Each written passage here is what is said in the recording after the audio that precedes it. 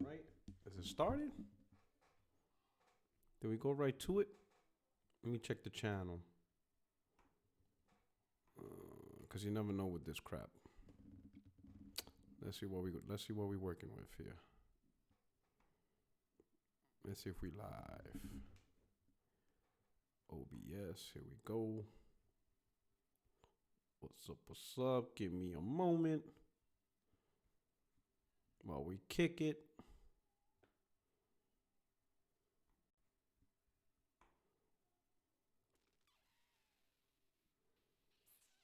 Where we at? Where we at?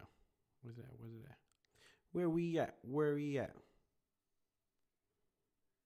All right, I'm seeing it. I'm seeing it. Let me edit. Let me edit some information.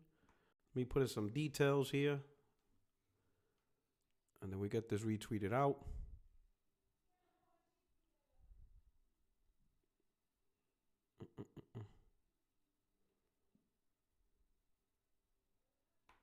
Hell no. Title required. No. What's going on here? This ain't it.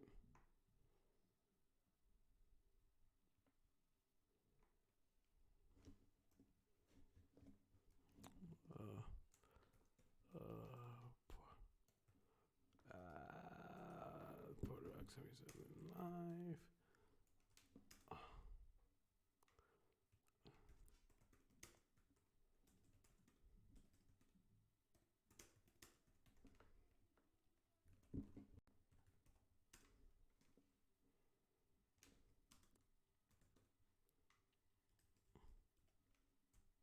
The Pixel PlayStation 5.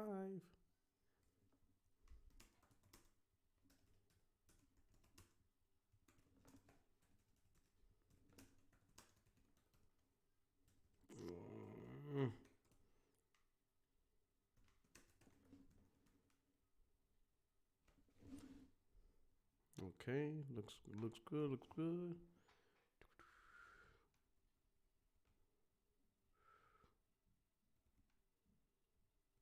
All right. All right, got it. Let's see what we're doing here.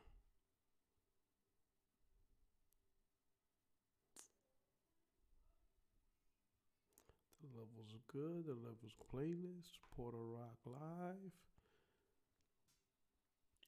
And here we go. Looking good so far. Let me see. Save. Do we got anybody in the chat?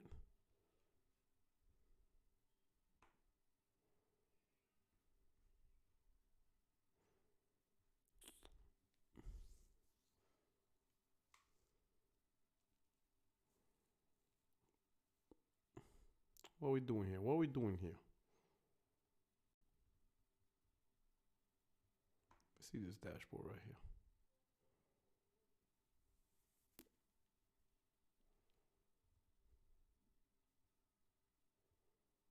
No. Close that out. Close that out.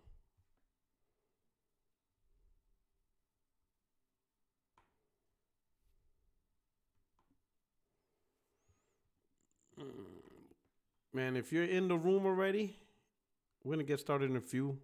Trying to see if this is already running. How's it going?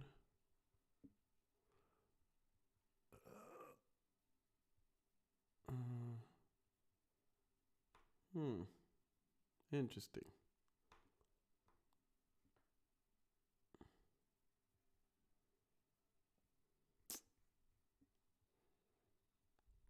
Let's see studio mode.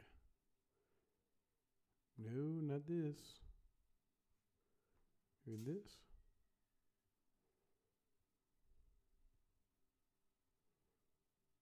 No, not there either.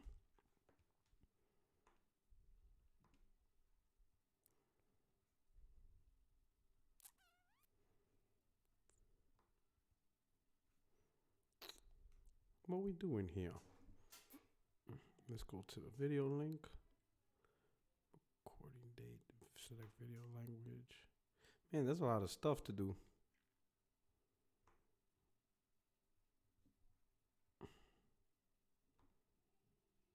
Let's go. Let's go. Don't worry. If you're live, I apologize. To be honest, I'm not even sure if we're live right now. It's been a while since I used OBS.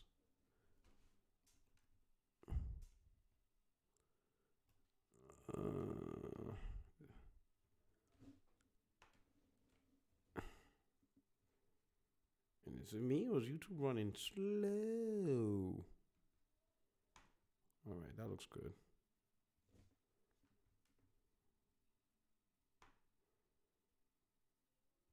Wait. Are we good here?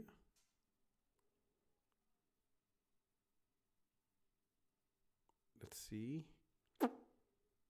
Give me a few more minutes to make sure everything's properly set up. Apologize for the wait. Let's go over here.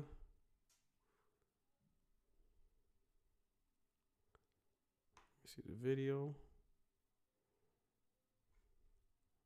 Close this out. Right now, I would see.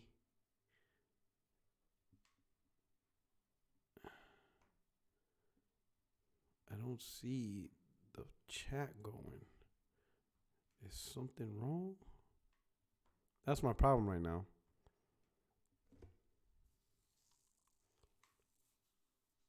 Let's see what's up.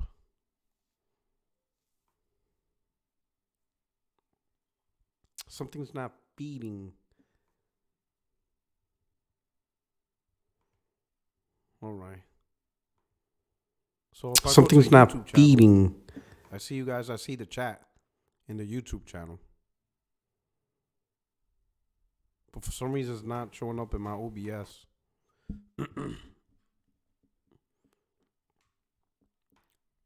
I see y'all already hit the like button. Appreciate it. All right, give me a couple more seconds while we rock this out.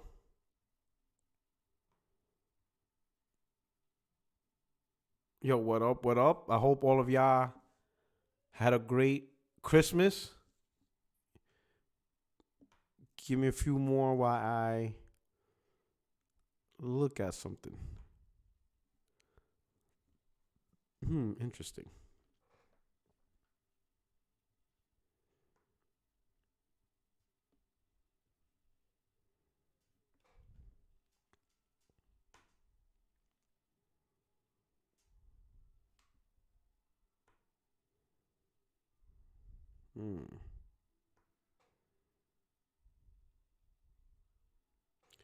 The game is afoot. The hell is going on here?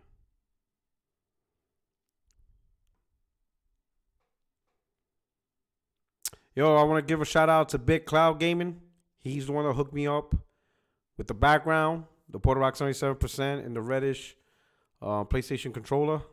So my man, Big Cloud Gaming, Ryan, thank you so much for the hookup.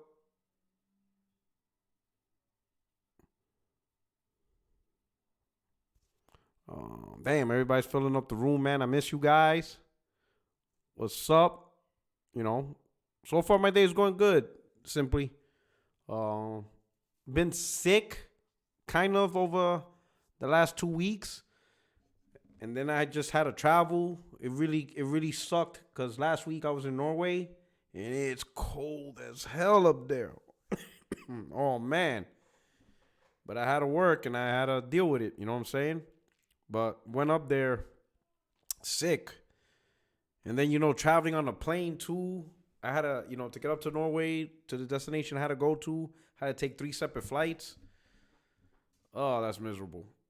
Oh, but I'm feeling a little bit better now.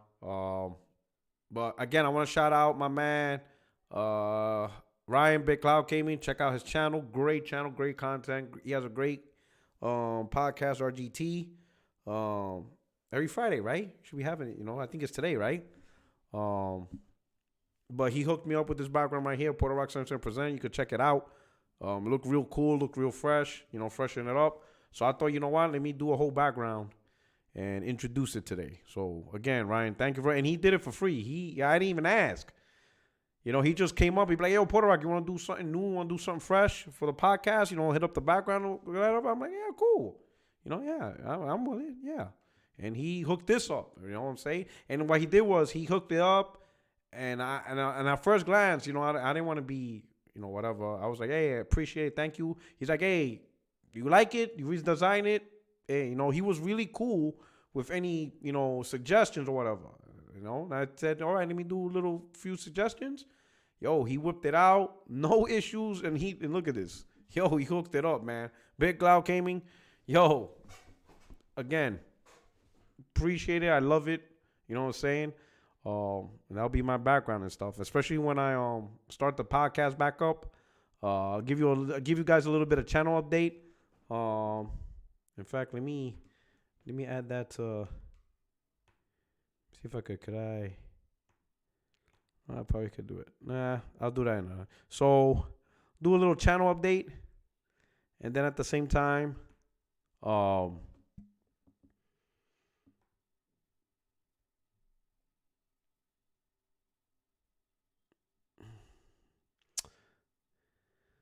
what's tripping me out? I'm gonna tell you what's tripping me out. Like normally, you'll be able to see the chat within ¿cómo se dice? Within OBS, right? You usually see the chat within OBS, right? So that way I don't have to keep YouTube up and use extra unnecessary bandwidth that I don't have to. But for whatever reason, I don't see the chat. I see the streamers going. I don't see the chat. I don't see a damn thing. Am I bugging out? I mean, it's been a while since I used OBS. It's been like maybe a month, and I've received a lot of updates. But it's tripping me out that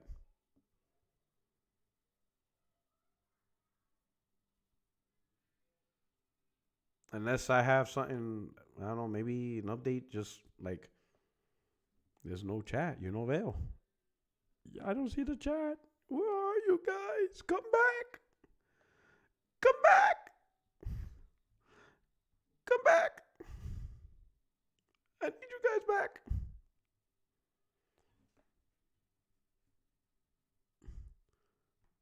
So now in order to see the chat, I have to look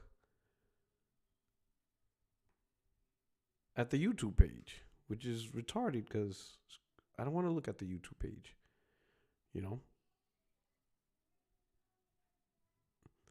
Come back. Yo, hit the like button. Retweet this out. Let them know Puerto Rock is going live. And we're going to talk about some good shit right now. You know what I'm saying? We're gonna talk about some stuff. But, man, I really miss my podcast. Because there's a lot of trash narratives going around in the YouTube gaming. And it's a disservice to gamers. It's an absolute disservice to just gaming. You know what I'm saying? I mean, it's crazy. What the hell is this? It's just trash.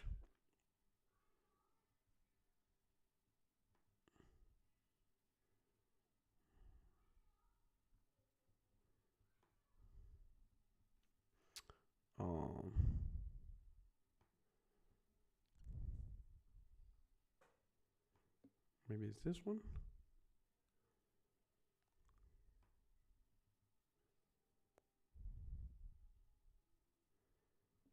I don't know. Yeah, I'll figure it out another day. It is what it is. I'll deal with this another day. I don't know why it's like this.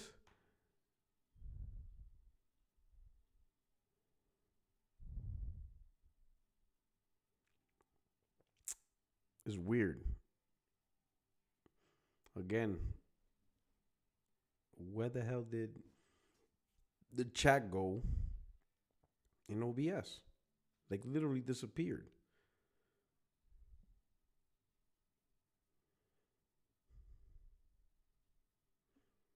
That shit's a trip.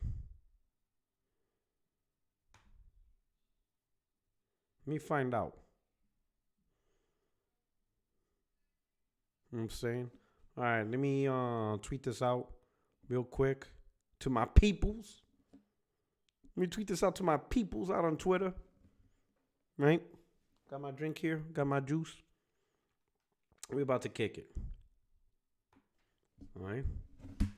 Ooh, watch it.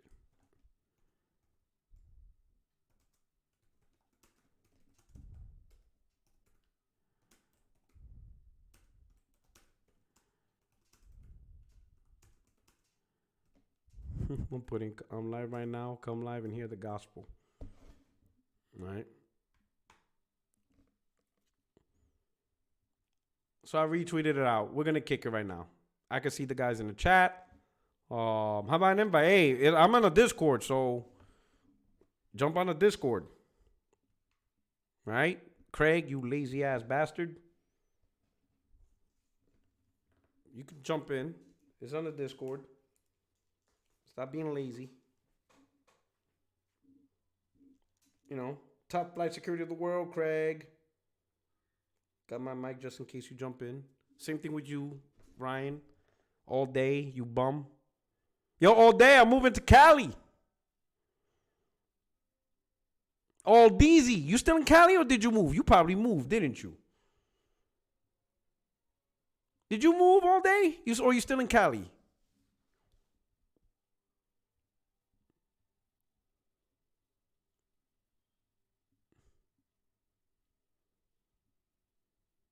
Yo. Did you hear me? Everybody heard me? Hello? Hello? I'm just saying. So I'll just talk about my channel update now.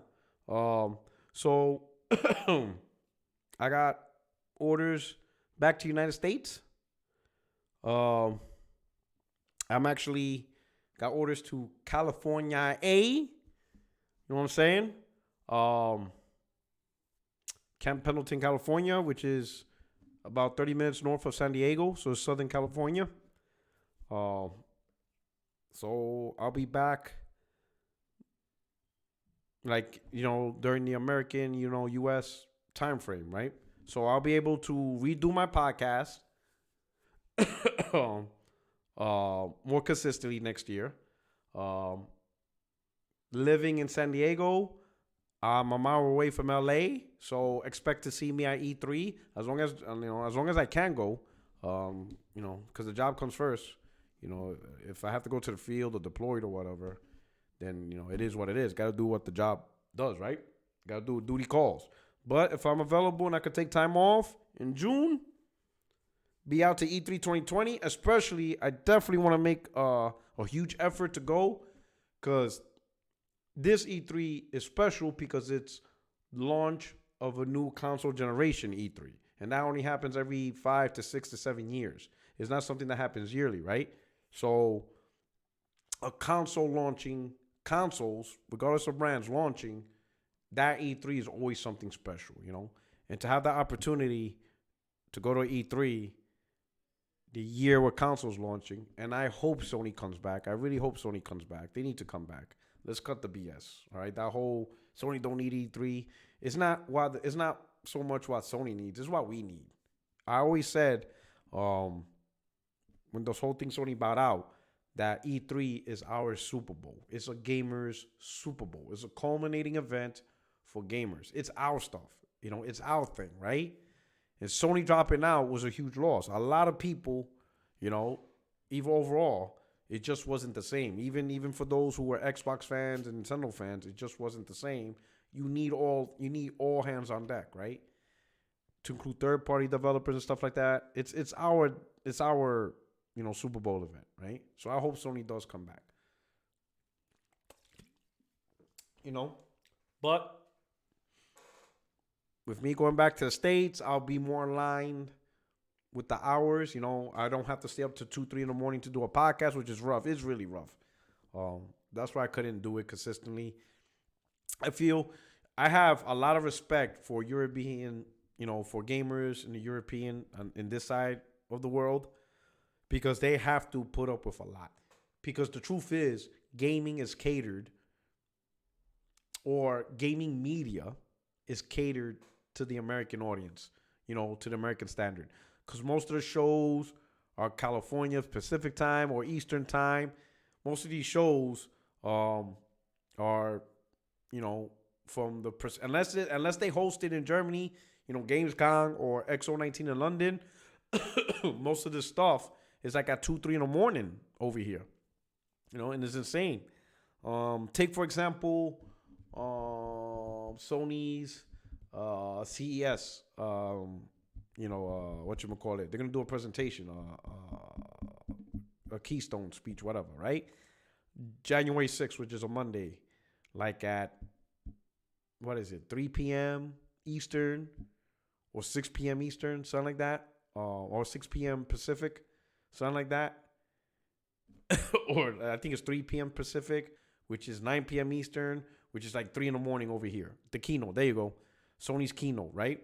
I said Keystone, didn't I? Keynote, right? So I think it's like 3 p.m. Eastern, which is 3 p.m. Pacific, which is 9 p.m. Eastern, which in turn over here is 3 in the morning. On a Monday, I'm not going to be up at 3 in the morning to watch their Keystone. I got to work the next day. You know what I'm saying? So you have to take time off. And it's very rough to be out on this continent and to be a content provider, someone who talks about this stuff. It takes a lot of work, to shift. So I have a newfound respect for European, content creators and stuff like that, right? It's crazy. But I'll be back in the States. It's going to be my first time being stationed in Camp Pendleton in the southern part of California. I've been in California before, but the crappy part, which was 29 Palms, the Mojave Desert, absolutely terrible. But, you know what I'm saying? But yeah, my European vacation got cut short because I got promoted. So February 1st, I pin on my new rank, Master Gunnery Sergeant. And then, I have to report to California by middle of April. So I will figure, I check in April, I get my new place. I'm going to get a small apartment because I still have my house in North Carolina that I pay for. Oh, shout out to Oscar Gonzalez. $50 super chat. Oh, snap. You must miss me, brother. Well, I missed you too, man. No questions or anything? Shout out to Oscar, man. Thank you so much, brother. Thank you. I appreciate it. Wow. Feel love, man. I feel love from you guys, man. I love talking about it. I guess somebody's happy that I'm moving to California. But yeah, so YouTube will never be the same. What's up, bro? Man, my man Ryan. Merry Christmas, brother. How you doing? Good to see you. How's everything, brother? How's everything? How was your Christmas? It was good. It was good. Spent time with the fam. Took a nice little hiatus from, just the internet. Yeah. Good to be around family, Yeah, sometimes, yeah. Right now, it's just me and the wife. My daughter actually moved from my house in North Carolina to Virginia. Mm-hmm. She got a new job up there. So, yeah. Okay, congrats. Yeah, so she got a great job up there. And then, so yeah, she already got her apartment and everything. I was like, oh, shit. You know what I'm saying? So now everything's just like me and my wife. We're like, damn, we got nothing to do. They grow fast, yeah. Time flies, man. Crazy, man. So Time flies. yeah, so she's happy and stuff like that. So yeah, so we because we're going to California. So it's our first time together being stationed in California. So yeah, that's what's up, man. I remember you first showed the badge. I was like, damn, that brought me back to my ROTC years because one of my teachers was Master Gunnery Sergeant. I was like, oh shit, look at Porter, right? He got the rank. So what's up? You started getting flashbacks. You're like, oh shit. Like I really dig. He used to always fuck with people. You just always fuck with people. Like when you found out you fucked up in the class. Like for example, one dude had a 49 average in math or some shit like that, and he was like, Sergeant. No, what did he say? No, he was like Private Michael. So let me talk to you for a second. So yes, sir. Explain to me why you have a 39 average, sir. Are you trying to tell me you want to be a Marine? And he's in there going, well, sir, my teacher doesn't like me. I don't want to hear that shit. So he cursed him out. I don't want to hear none of that shit. You can't be no damn master or anything with a 39 average. So right. Hold on. Let me see if I could adjust. They're saying your mic is really loud. Let me adjust yours. If I could. Oh, mine's loud. Yeah. I can just. Is it who's in the chat? Whose mic is loud? Is my mic or is it Ryan's mic? Yeah, if it's my mic, just go to your output. I think it's output, and you just turn it. All right. Damn Discord shit, man. I already missed you listening. Okay, so you probably turned your wrong slider down. Okay. The guest is loud. Okay, let me turn mine down. I'll turn it down. Okay, they're saying yours is loud. They're saying you're becoming like Baron. They're like you coming in. I mean, Oh snap! how about now? All right, yeah, you sound good. My man came in Sound like good? Baron. Yeah, I'm so used to mine because you gotta set it for each show. Yeah, it's different. You know that's what's weird and shit. Like you got the Yeah, I same don't like that. settings, but you go to a different Discord. They're like, "Oh, we can't hear you." And you're like, "What?" Oh shit! I think we got Craig up in here too. Shout out to everybody in the chat. What's up? Merry Christmas to you all. Hope y'all enjoy. Damn, this is like an impromptu 60 frames no lag. I mean, you got the title on the screen. that's I'm true. glad it I looked good wanted though. to It turned show out off, good. you know, I haven't been able to show off what you hooked up for me. Yeah, it looks better than what I remember. I wonder if I should have done an outline for your picture. That's cool. That's perfect, man. It looks good. Came out good. It came out nice. You know what I'm saying? My man Yeah, said no problem. no difference. Oh, all right. Okay, so you have to turn your output in OBS. It's yeah, it's all the way at the. It's like underneath your speaker. Should be underneath where your I speaker. see it. Yeah, but does it affect all of us? It just it'll turn us down just a tad. It's like it's your PC output. All right, got it. Yeah, so that just turns that down. So everybody doesn't lose anything. Do this. Can I do it through the Discord? Yeah, do the Discord. Yeah. I'm doing it through the Discord. Okay, user volume. There we go. How's that, everybody? Yeah, it should be a little less now since you adjusted in Discord. What's up, Craig? What you doing? You bullshitting? Drinking eggnog and just got done watching The Mandalorian. What you doing? Bro, I had like some people ask me, are we doing RGT? I was like, nah, I'm taking a break. Not this week. I can't do it this week. just doing what you got to do for the holidays? Just relaxing, man. Just enjoying it. You know, you rarely get a chance to really sit down and game hardly, it feels like, you know, once you become a YouTuber. Yeah, man. Especially if you're hitting it Plus, you got work and trying shit. to keep up with all the news. Try to be the first one to break out with telling the news. me this comes from somebody who drops like 20-minute videos at times. Just what I have to. Like, I couldn't do it, man. Yo, I don't know how Crap did it. I'm like, yo, I can't do it. You try to put everything in between, but it's like, nah, something else you always miss. Yeah, like, my news is mad late. I'll be like, oh yeah, you I be waiting got for like time. confirmation. I'll be like, you know what I'm saying? Let's see who else is loud. Is anybody else? It says killing my ears. Let me see. Hold on. Let me adjust. I dropped down to 42. I can drop down to 30. No, you probably just go to your OBS. Do an OBS and just turn down the shit. Let me tell you which one. I have to do I'm gonna do a stream tonight on Streamlabs. I forgot how to load video up. What? Farting around. You gotta go back to training videos now. Damn. Yeah, I'm gonna have to look at this guy that does. You need that overlay, right? Yeah, so it's the overlay, but where you put the video at, I can't figure out how to put it back in there. I keep on hitting the browse thing, and it won't load the new video. Yeah. Do you see a speaker moving in the OBS part? Yeah. Down, so which one? The desktop audio? Desktop, yeah. Yeah, okay. That's the one. I gotta turn it Your down. mic is fine, just the desktop. Just all right. A little bit. That's the one that should be better. All right, turn it down. All right. Is everybody's ears good? Yeah, everybody should survive there. Should be fine. You gonna survive the podcast? All right, here we go. All right, good. All right, good, man. All right, good. I don't want nobody to sue me, you know, for loss of hearing. Yeah, you always gotta pay attention to that because sometimes it'll like reset the stats for other shit, and you have to like re-put it. It's annoying. All right, cool. Congratulations on the promotion, P-Rob. Thank you very much. Appreciate it. Ooh, that carries me out all the way. That could carry me out all the way to 30. Watch this man do the pimp walk once he gets the damn shit pinned on. Oh yeah, He man. gonna do the crip. He gonna do the crip. I might. In fact, I might record my promotion ceremony. I never done that before. Yeah, do that. So I might, because usually it's just pictures, but I might record it and then post it on YouTube. Yeah, you gotta get Yeah, give the subscribers a little taste and stuff like that. You know what I'm So saying? it's like the ceremony. Yeah. Will POTUS pin it on you himself? No, no, no. Well, I mean, he's the commander in chief. I thought he No, are you kidding me? You know how many people get promoted throughout the services? It's usually it's a ranking officer, and you usually could get to pick which ranking officer you want to do the ceremony for. So Mr. Porter is now Sergeant Hartman. So are you a gunnery sergeant? That's No. the same rank that Clint Eastwood. No, he's had. master. no. Right now I'm a master sergeant. I'm getting promoted to master gunnery sergeant. So technically, I would tell Gunny Highway what to do.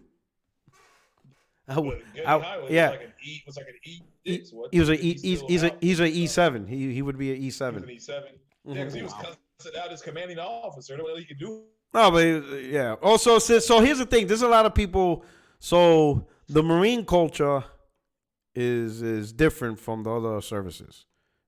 It's because so like in the Marine culture, it's expected for staff NCOs. Those are the E6s and above, E6, E7, E8, E9. Because of how long we've been a Marine, we're expected to train young officers. You understand what I'm saying? So, like, let's say, like, in another service where, like, the first lieutenant and second lieutenant is, like, the boss, and everybody listens to him. In the Marine Corps, we look at him like, sir, what are you doing? Like, that's stupid. You know what I'm saying? Because they're expected to be trained by us so they could, when they become senior officers, you know, they get properly trained. You know what I'm saying? So, like, so that explains, so there's, like, plenty of times, you know, as a master sergeant, like myself, like even a Marine captain would come up with a terrible plan, and I would just tell the captain, like, yeah, we're not doing that. And the captain would look at me like, yeah, we're not doing that. Like, unless you want the lieutenant colonel, the colonel to fucking destroy you, sir, we're not doing that. You know, and a lot of time they listen to us. Because if they don't and the plan fails, the colonel will come and they will destroy them. They won't destroy the master sergeants. They're going to hold the captains accountable. You know? That's just how it is. How long have you served? 23 years. 23 years. Yeah, oh, wow, yeah. In August, I hit 23. Okay. August, I hit 23. Have you killed any? Besides the Xbox, have you like killed anybody? I really don't talk about that. I leave that. Okay, I understand. I stay away from Well, that. I know you murdered. I know you killed Xbox. I picked one up on that shit. death strand to the incinerator. All right. So yeah, that's it. So yeah, Marine culture is a little bit different. So I'll tell you a little story though. So I was a staff sergeant. This was 2006. So I was with 3rd Battalion, 2nd Marines, and we were on our way to Iraq, right?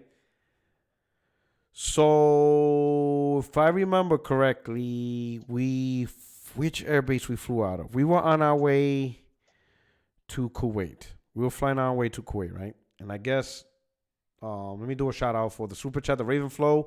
Can you believe Xbox are hyping Hellblade 2 like it's going to be a console seller? La Falau, the same game that needed to hit certain quotes for donations.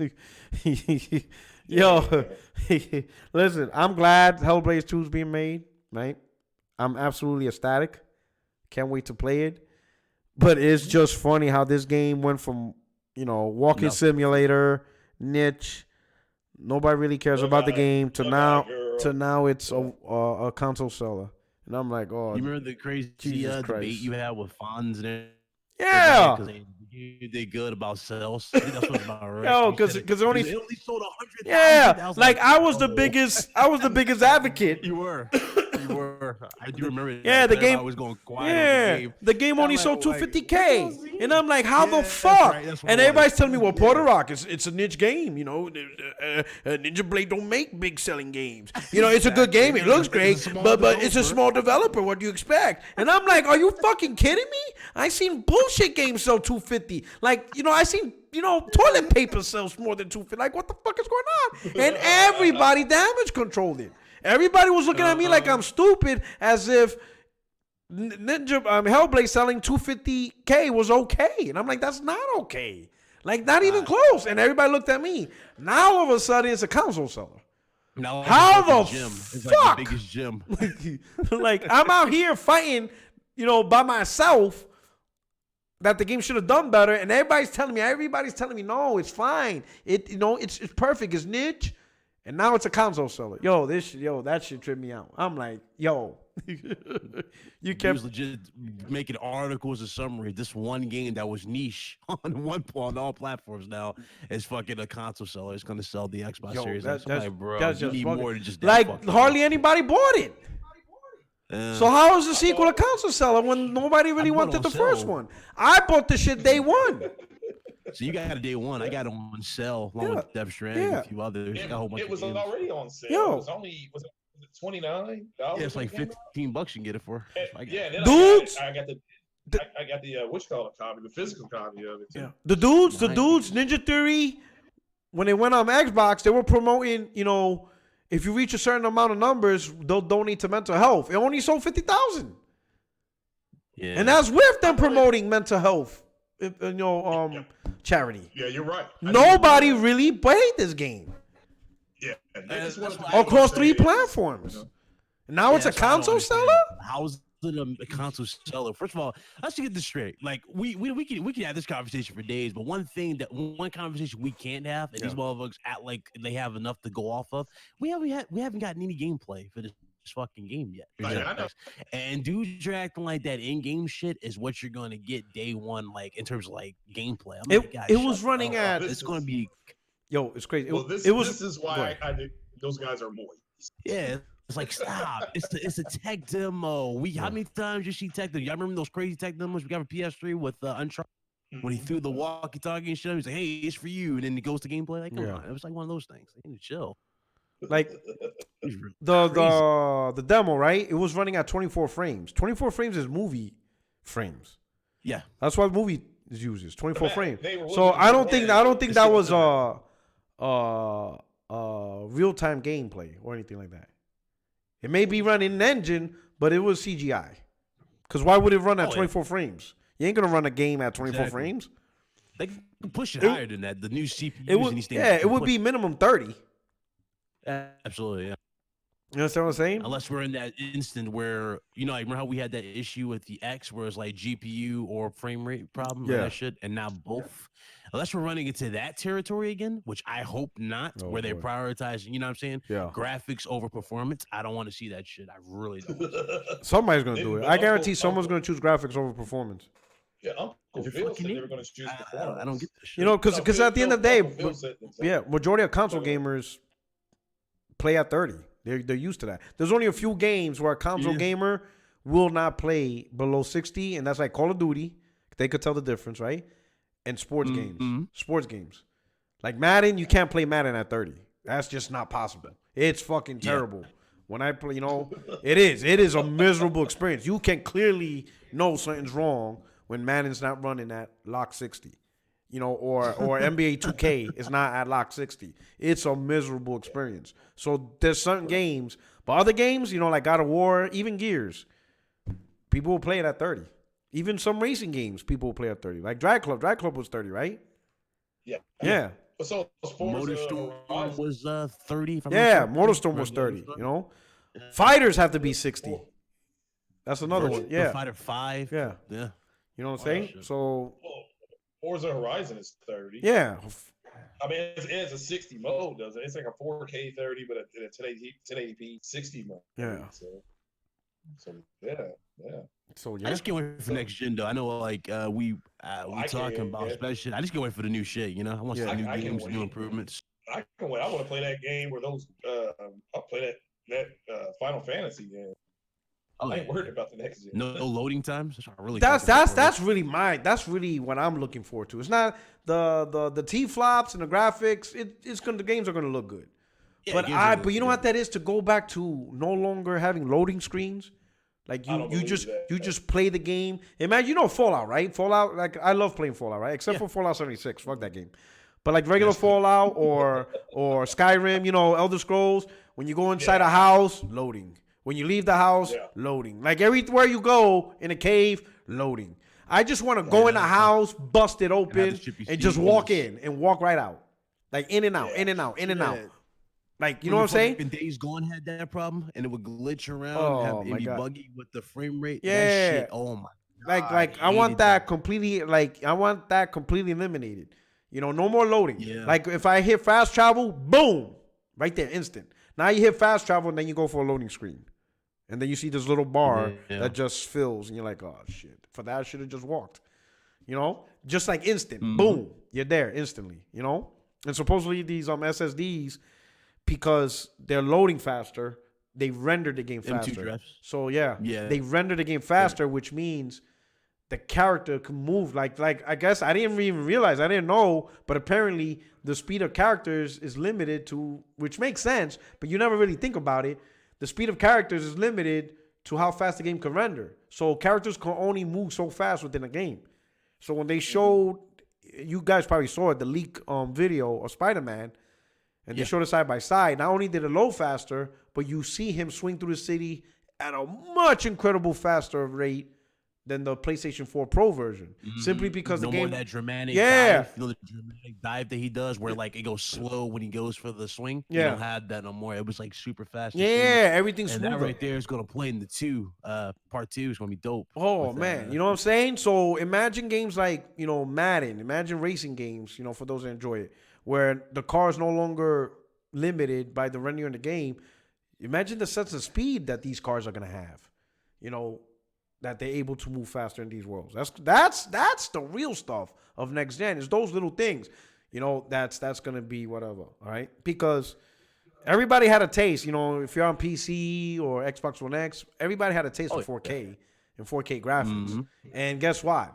It wasn't really that big of a deal because it's still the same game. No. They had 4K resolution. They did not have the Look, I'm replaying Mass Effect Andromeda on PC in 1080p resolution, but high and ultra graphics, and it's phenomenal. The graphic difference between these consoles and the PC. So, but no, you're right, resolution wise, because that Red Dead game was 4K. Yeah. But even White Zaddy said it was the graphics was lower than low. How do you get lower than low?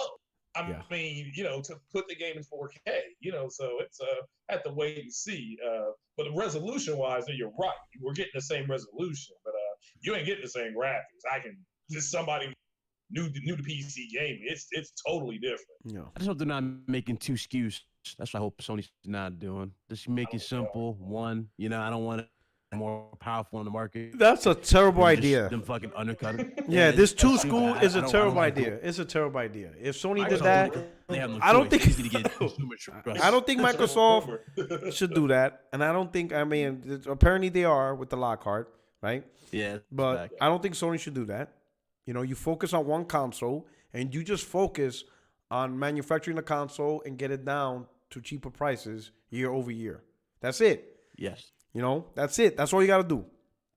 Because at the end of the day, this whole, everybody compares, not everybody, but there are people comparing consoles with phones, which to me is the stupidest comparison ever. Yeah. It's the dumbest comparison. The two devices are completely different in terms of expectations from people. Nobody buys an iPhone year over year to get a better performing Twitter app. Nobody does that. That's not really what it is. In fact, most of the time, the improvements are more physical and visual than it is what you get out of it. Like nobody says, I can't wait for a next generation iPhone to see how Snapchat runs. Like no one does that. Most of these people look more like at the physical phone, how big it is, how the screen looks, how it's designed. Oh yeah, I want the new phone, Exactly. And when they do different models, right? Sure, the high-end models have different specs, but most of the people buying it ain't really because of the specs. It's because of the screen size. Like if you get an iPhone X, it's this big, but if you get the XR, it's 7 inches. But if you get the XR Plus, it's 8.5 inches. That's what they're looking Yeah. for. That's how you can tell the difference between the three devices is the screen size. People primarily base their purchase on the phones based on the screen size they want.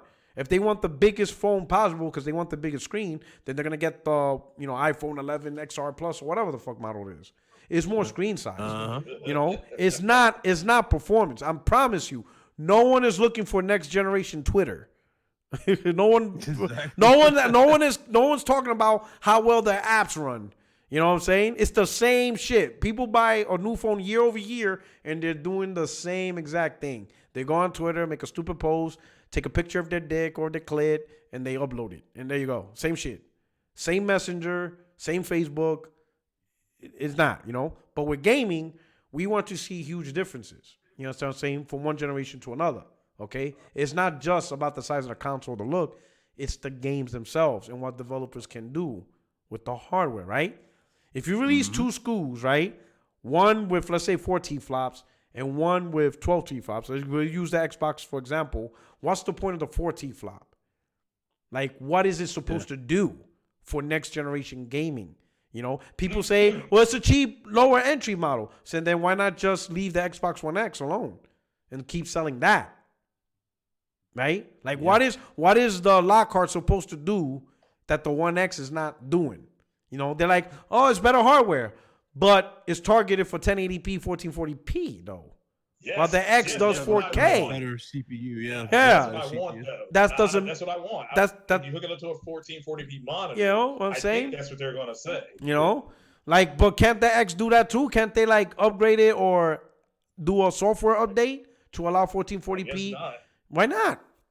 Well, I mean, why do that when you can sell new hardware? You saying? But see, you probably can. You see, that's why it don't make sense. When people want next generation platform, there should be when you started out a standard, right? When you release two different schools with two different standards, what message are you sending? Like, what are you trying to say? Bitch, you're divided the fan base. That's what you're kind of doing. Saying? It feels like you're divided. No, you're not. I mean, just on the platform, I'm saying it's kind of like you're dividing them. It's like, hey, this is for, for those top tier guys who want to spend money versus this one, which is just to get you in the ecosystem type of thing. Well, understand. Look, if they do a Lockhart and they say it's going to target 1080p to 1440p, 60 frames, and high graphic settings, that will sell. I think that will outsell the Series X. You got to pay another bill here for it. All right. But it's that will sell because 1440p 60 high graphic settings is really good. I'm really people got to really take a look at that, especially if you're on the PC. I mean, with Big Cloud, you've seen games at 1440p 60 with HDR, or they could say Dolby Vision. We forgot about that. Xbox, people were bragging about that. Nobody talks about Dolby Vision anymore.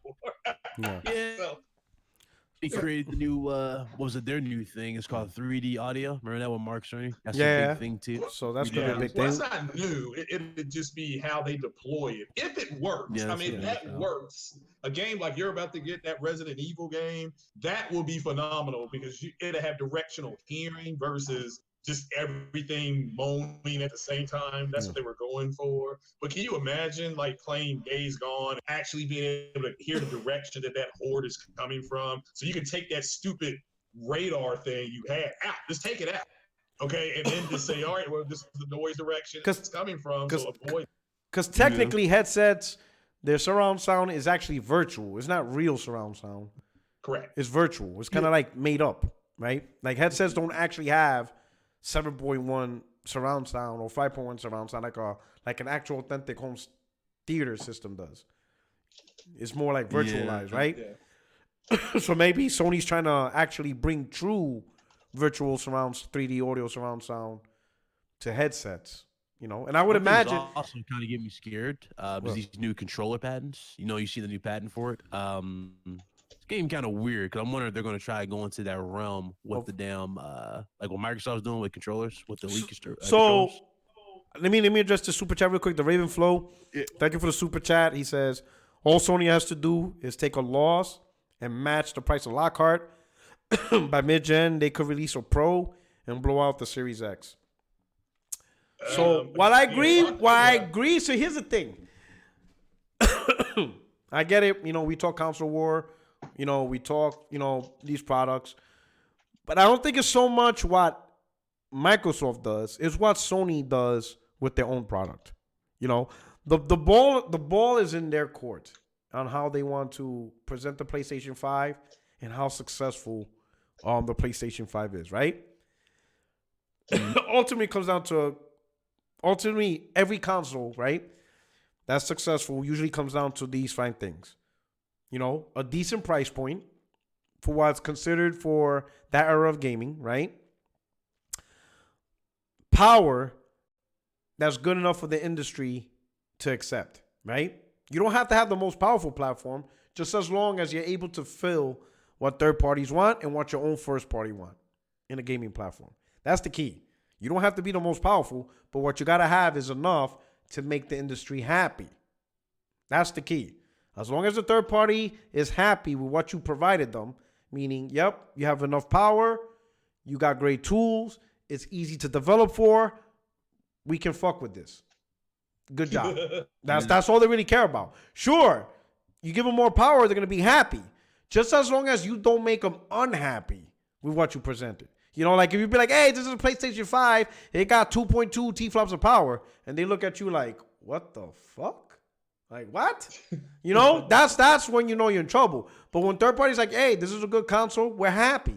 You know, and like, for example, Gearbox, the developer of Godfall, they have positive reviews. Now, they have PlayStation 5 dev kits. They have it. They announced their game for PC and PS5 only. And you hear their voice, they say it's a powerful platform. They are happy with what they got. That's all that matters.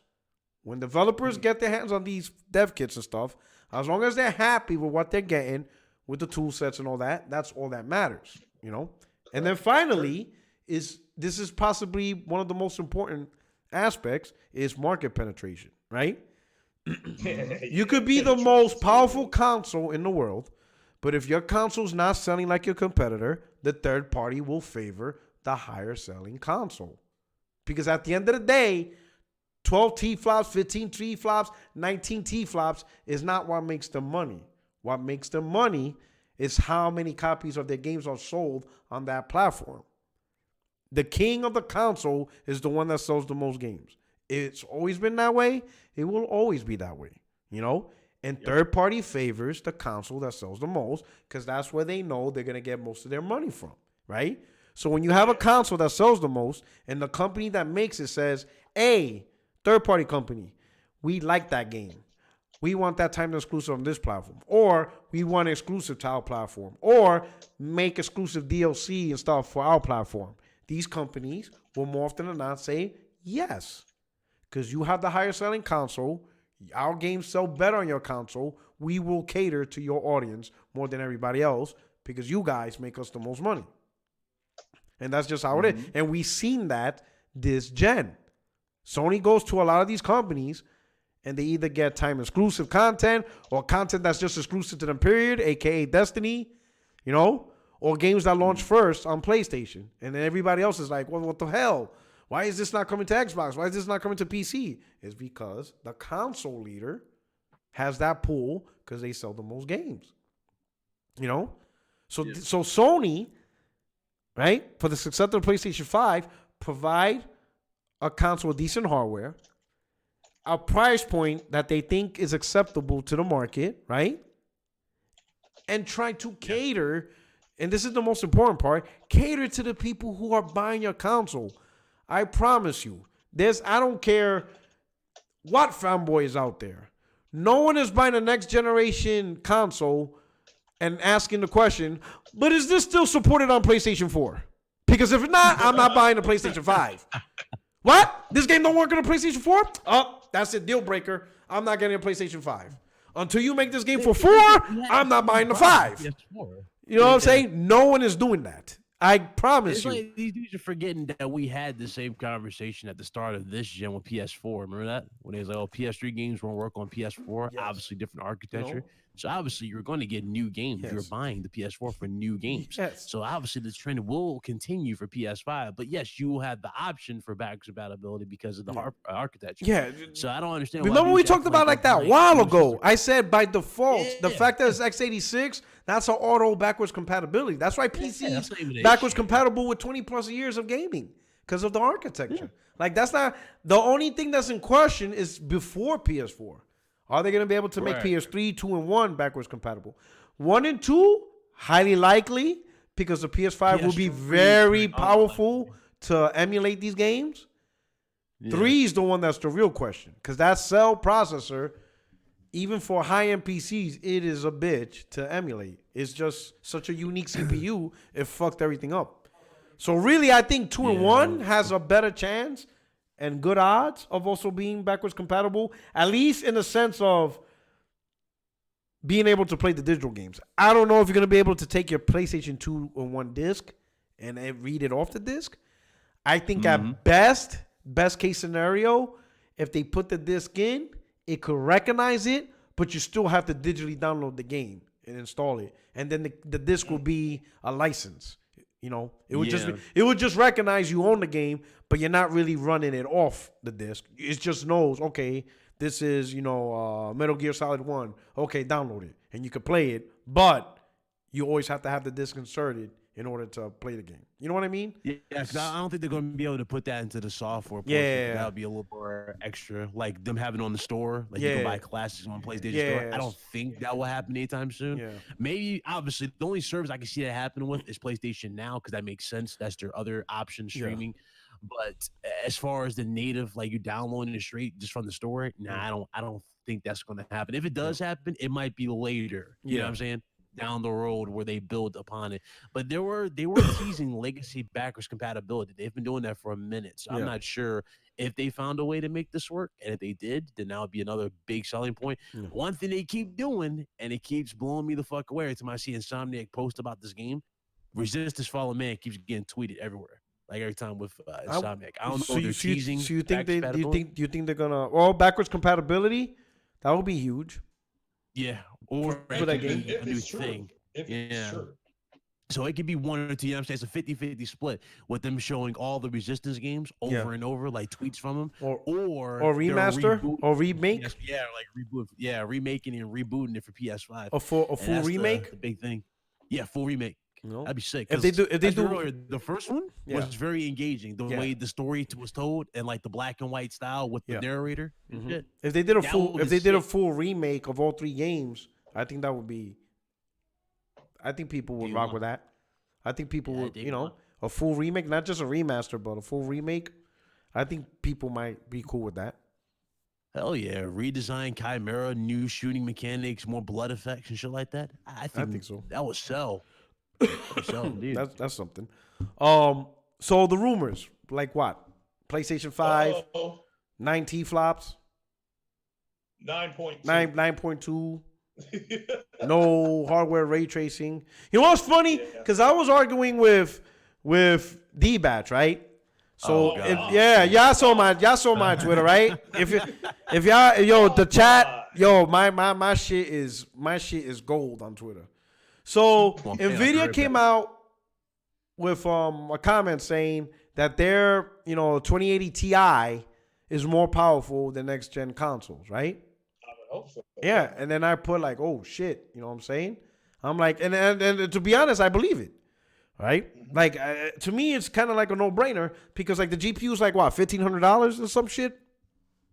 Not even overclocked.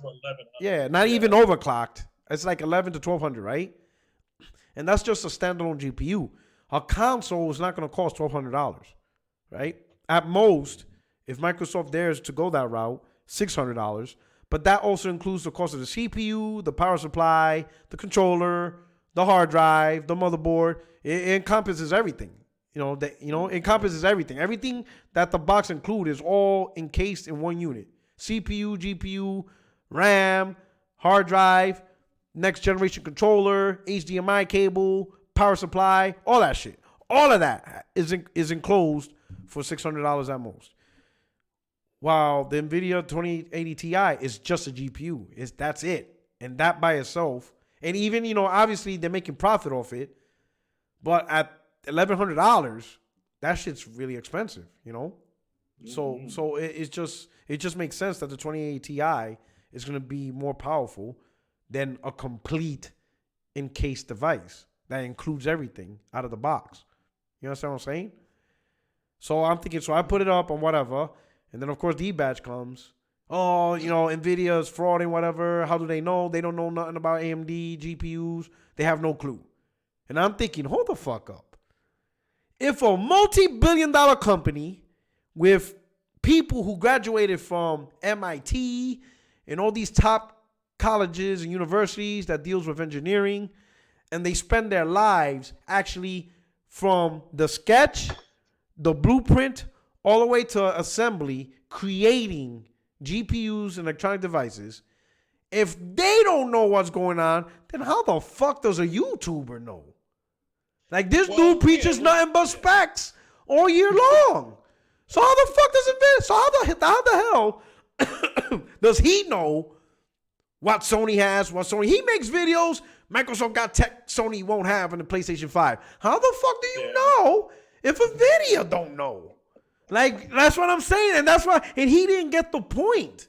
Like, how the fuck do you know what's going on? How do you know what teraflops, what specs, what technologies are these companies are doing? Yet the multi-billion-dollar company that's in the same industry, that buys the parts from the same sub-manufacturers, AMD does, because everything gets fabricated in Taiwan, right? Mm-hmm. They know all those people there. They have dinner with all these guys, right? They have the actual technicians and developers and stuff that manufacture the stuff. They employ the people that take pen and paper and actually sketch everything out. And they go in and crunch the numbers mathematically. They do all the advanced math to build these stuff. They have all the people that works and been working in this industry for decades. How do they not know, but your ass knows all this shit? With a GED. How the fuck? Good enough diploma. Yeah, like, how the fuck do you know all this shit? And NVIDIA, a multi-billion-dollar company, they can't figure it out. They have no idea what's going on. What? Like, what? Like, yo, that tripped me out. And there is some patent technology that the Xbox will have that PlayStation won't have, and vice versa. But the thing is, at the end of the, but no, yeah. I mean, he doesn't know. What made it funny is somebody took a picture of his thing on something called Reset or something like that. He was on there bitching, like he created an account on this forum just to bitch and moan. And it's like, dude, I bought an Xbox X and mine has it had a little bit more button. I still can't play 1080p 60 or Assassin's Creed Origins like this dude said I could. That's the truth. Yeah. I mean, so I blame you on that one, Puerto Rico. Because why are you going back and forth with the Canadian comment? Because I got to show the world. What I'm saying, I am. I'm your only friend in these YouTube streets. I gotta make sure facts are shown across the board. My man Ruham, thank you for the super chat. I love that you support the channel, man. You've been down for a good grip, and I appreciate you stopping by, right? But here's my thing. Let's be honest. This is how this whole insider shit goes, right? Which is pointless. A rumor comes out about Microsoft. It's absolutely true. Yep, it looks like it. It's happening. Yeah. A rumor comes about Sony. Oh, it's bullshit. Nobody knows. NVIDIA says something. Oh, it's bullshit. Nobody knows. Microsoft says something. Yep, absolutely true. Get the fuck out with this bullshit. Like, get the fuck out. Like, I'm not listening to any of y'all. You know what I'm saying? This is even worse than going through the Scorpio bullshit. Like, it's fucking absolutely bananas and shit like that. You understand what I'm saying? It's absolutely insane. Mm-hmm. Well, the Navi software actually is outperforming the GCN. that's the big deal about this. Is outperforming it with less power, less computation power, less transistor power, and it's cooler. Because the Vega systems would get hot. Yeah. I mean, they would get smoking hot, but now they don't do that. With the Navi, they don't get as hot, and they're outperforming. That's why I showed that with PC Benchmarks, which is a website that everybody can go to. And for some reason, even though the Vega 64 is at 13.6 T-flop or 13.4, it's being outperformed by the 5700 XT, which doesn't have as many T-flops. So how is that possible? Well, it's because the performance is better on the Navi. And Lisa Su said this last year at the CES. She said we're outperforming our own GCN. Yeah. So, and here's the numbers. I don't get it. Now, here's the thing. So with that's let's be honest. That's technology that needed to happen, right? Mm-hmm. At a certain point, you just can't put more power, and yet absorb more power from the power supply, whatever. Because like you said, you run into heating problems. So somebody, somebody has to create a more efficient architecture, right? And that's really what RDNA is. Sums it up, right? Yeah. A much more efficient architecture that can perform just as good or better than the counterpart GCN at lower power consumption, at less T-flops. It does more per T-flop as compared to the GCN counterpart, right? Mm-hmm. And all of that is fine, okay? All of that is fine. My main thing is none of that matters unless the developers take advantage of all that power to make incredible games. True. That's ultimately what matters, Look at this, Jen. I'll take a 1.8 T-flop PlayStation 4 over Xbox One X 6 T-flop because the PlayStation 4 plays God of War while the Xbox One X plays Sea of Thieves or Crackdown. With the black pig. Yeah, it just doesn't matter. The T-flops are just tools.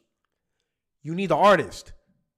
It really comes down to, raw power does not make up for average to above average talent.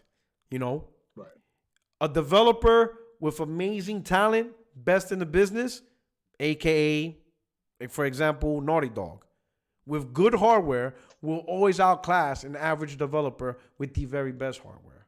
Look at Digital Foundry. One of the Digital Foundry judges crowned, in his opinion, Death Stranding as best graphics for 2019. Now, I want you to think about that. That's Kojima, right? And the game's only available on, PlayStation, consoles. So the most he could have, if they were talking about the best looking version, then it's obviously just the Pro, which is 4.2 T-flops. It's not the PC version because the PC version is not out. They're talking about that version, right? He did it on an engine he only had access to starting in 2016. So it wasn't like he was used to the engine or he used it before. It was the first time he ever used it, right? He made some tweaks. He learned. He created a game from the ground up that originally started in his head in 2016. And here we are 3 years later. And Digital Foundry says best graphics. Compared that to Gears of War 5, to where Coalition was built specifically to make Gears 5 games, right? They made Gears 4 already, so they already had the groundwork on Xbox One. They were provided a more powerful Xbox One with 6 T-flops of power, and they still got trumped by Kojima with 4.2 T-flops. The artist won. Now, of course, we could argue which game is better. I mean, that's a totally different subject. We're talking about the technical, aspect and graphics of the game. You see what I'm saying? Yeah. An amazing developer with skills will always trump. With good hardware, will always trump an average developer or above average developer with the best hardware. Yeah. Night and day. Yeah, that's never that's always been the case. Yeah. I know a lot of people were trying to compare Godfall, which is not a first party at all. No, it's Gearbox. To the Hellblade scenes. And I'm like, listen, I get what y'all trying to do, but this is why I said I did a video for it. I said this is a good representation of what third-party games gonna look like. Let's be real, it's a third-party dev. It's not from their in-house first-party studios. With the first-party studios, you're gonna get all assets used, and they're gonna try their best to crank as much juice out of it at all. But one thing I did see though, it was an article. They did say that this was the easiest game they ever ported to a console. Period. You know, ever made for a console. So that's right there. Immediately put up some some interesting points for next gen as well. Development is going to be very fast for games. You're gonna have a lot of games. So there's going to be a lot of years. We're gonna have a lot of packed games for sure. There was an article. Yoshida said that conversations he had with the developers, they're saying that this is even much easier than the PlayStation 4, and the PlayStation 4 was already easy. PlayStation 4 was the easiest PlayStation any developer has ever worked on, across indie developers, big AAA developers. The whole industry said that Sony created an amazing, easy platform. Now they made one that's even easier.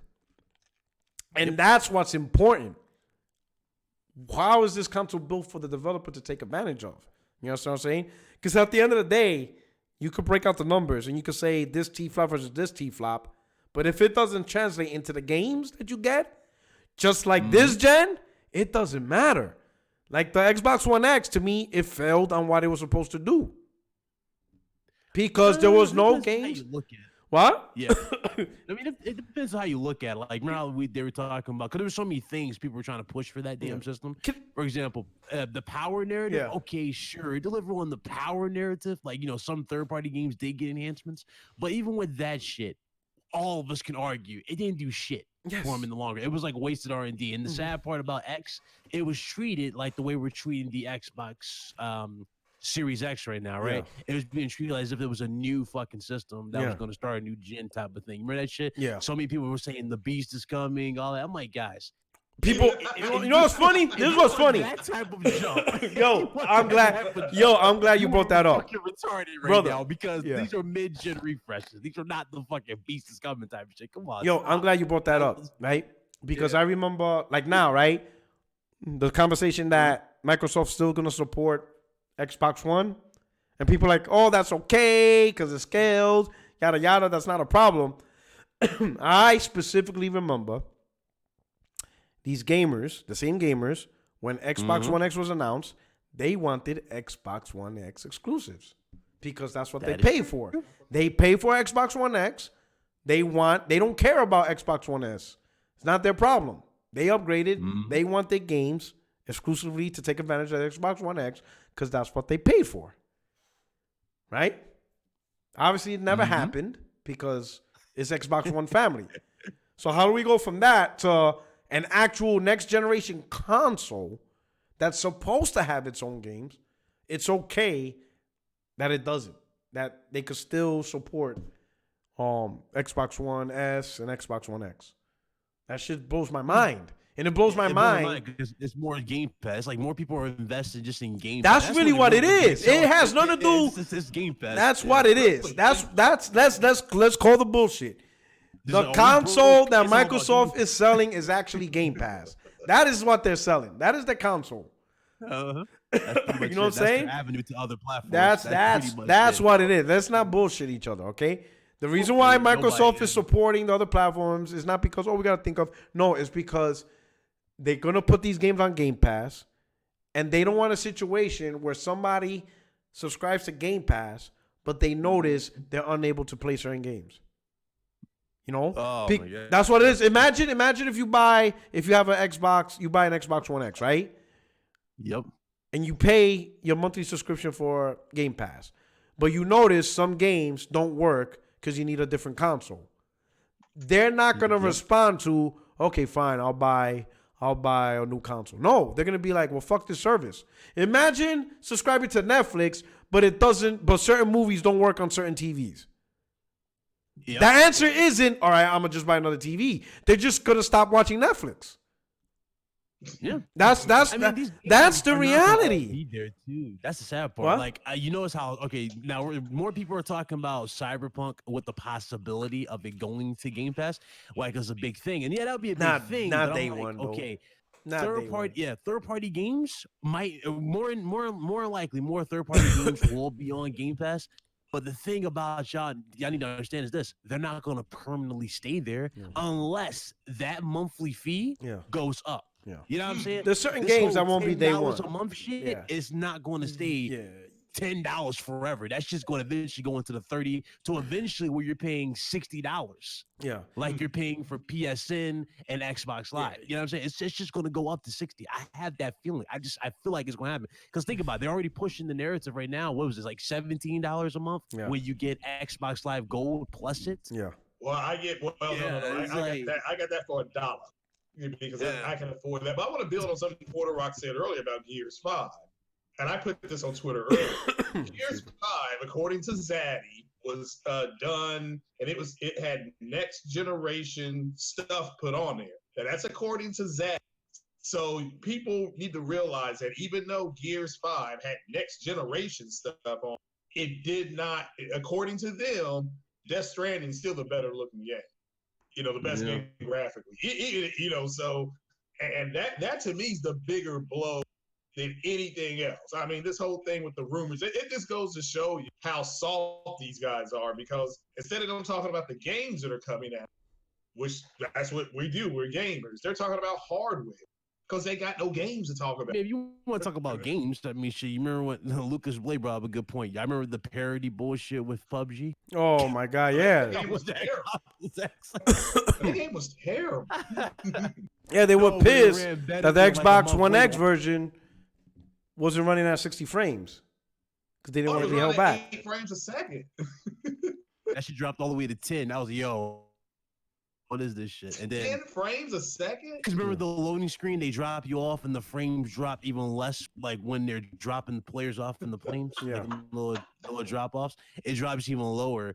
And then we had the report, I think it was like 3 months later or 2 months later, they announced it for mobile, remember that? And it was running better on mobile than it was on Intel. Okay, so that was a bit, all right, I do remember people putting that out there, and it was running, but I didn't know what they meant by that. Now, isn't that running better on phones? Yeah, isn't that crossplay now? Isn't PUBG crossplay? Well, across all platforms, or something like with phones and stuff, I think.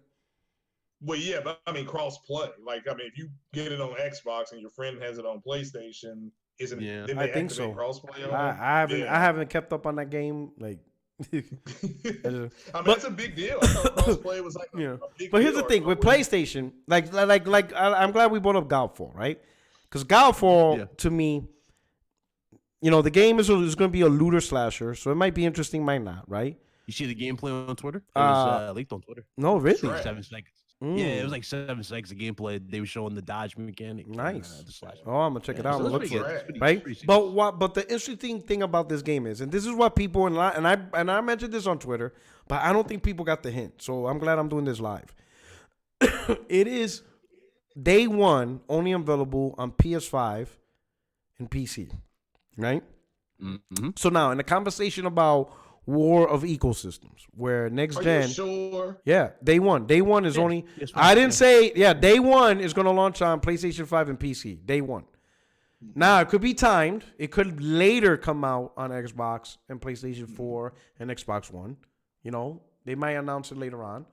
But for day one, it could be a timed exclusive. I'm not saying that it's guaranteed to be a permanent exclusive, but for day one, when the game comes out, you either have to have a PC or a PlayStation 5 to play it, right?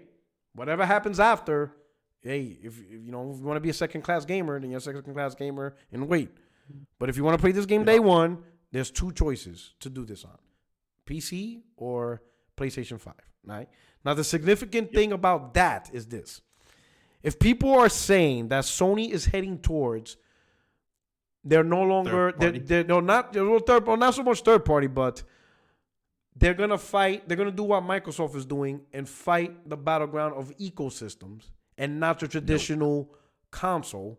My question is, how does locking out a game, because again, notice I said PS5 and PC.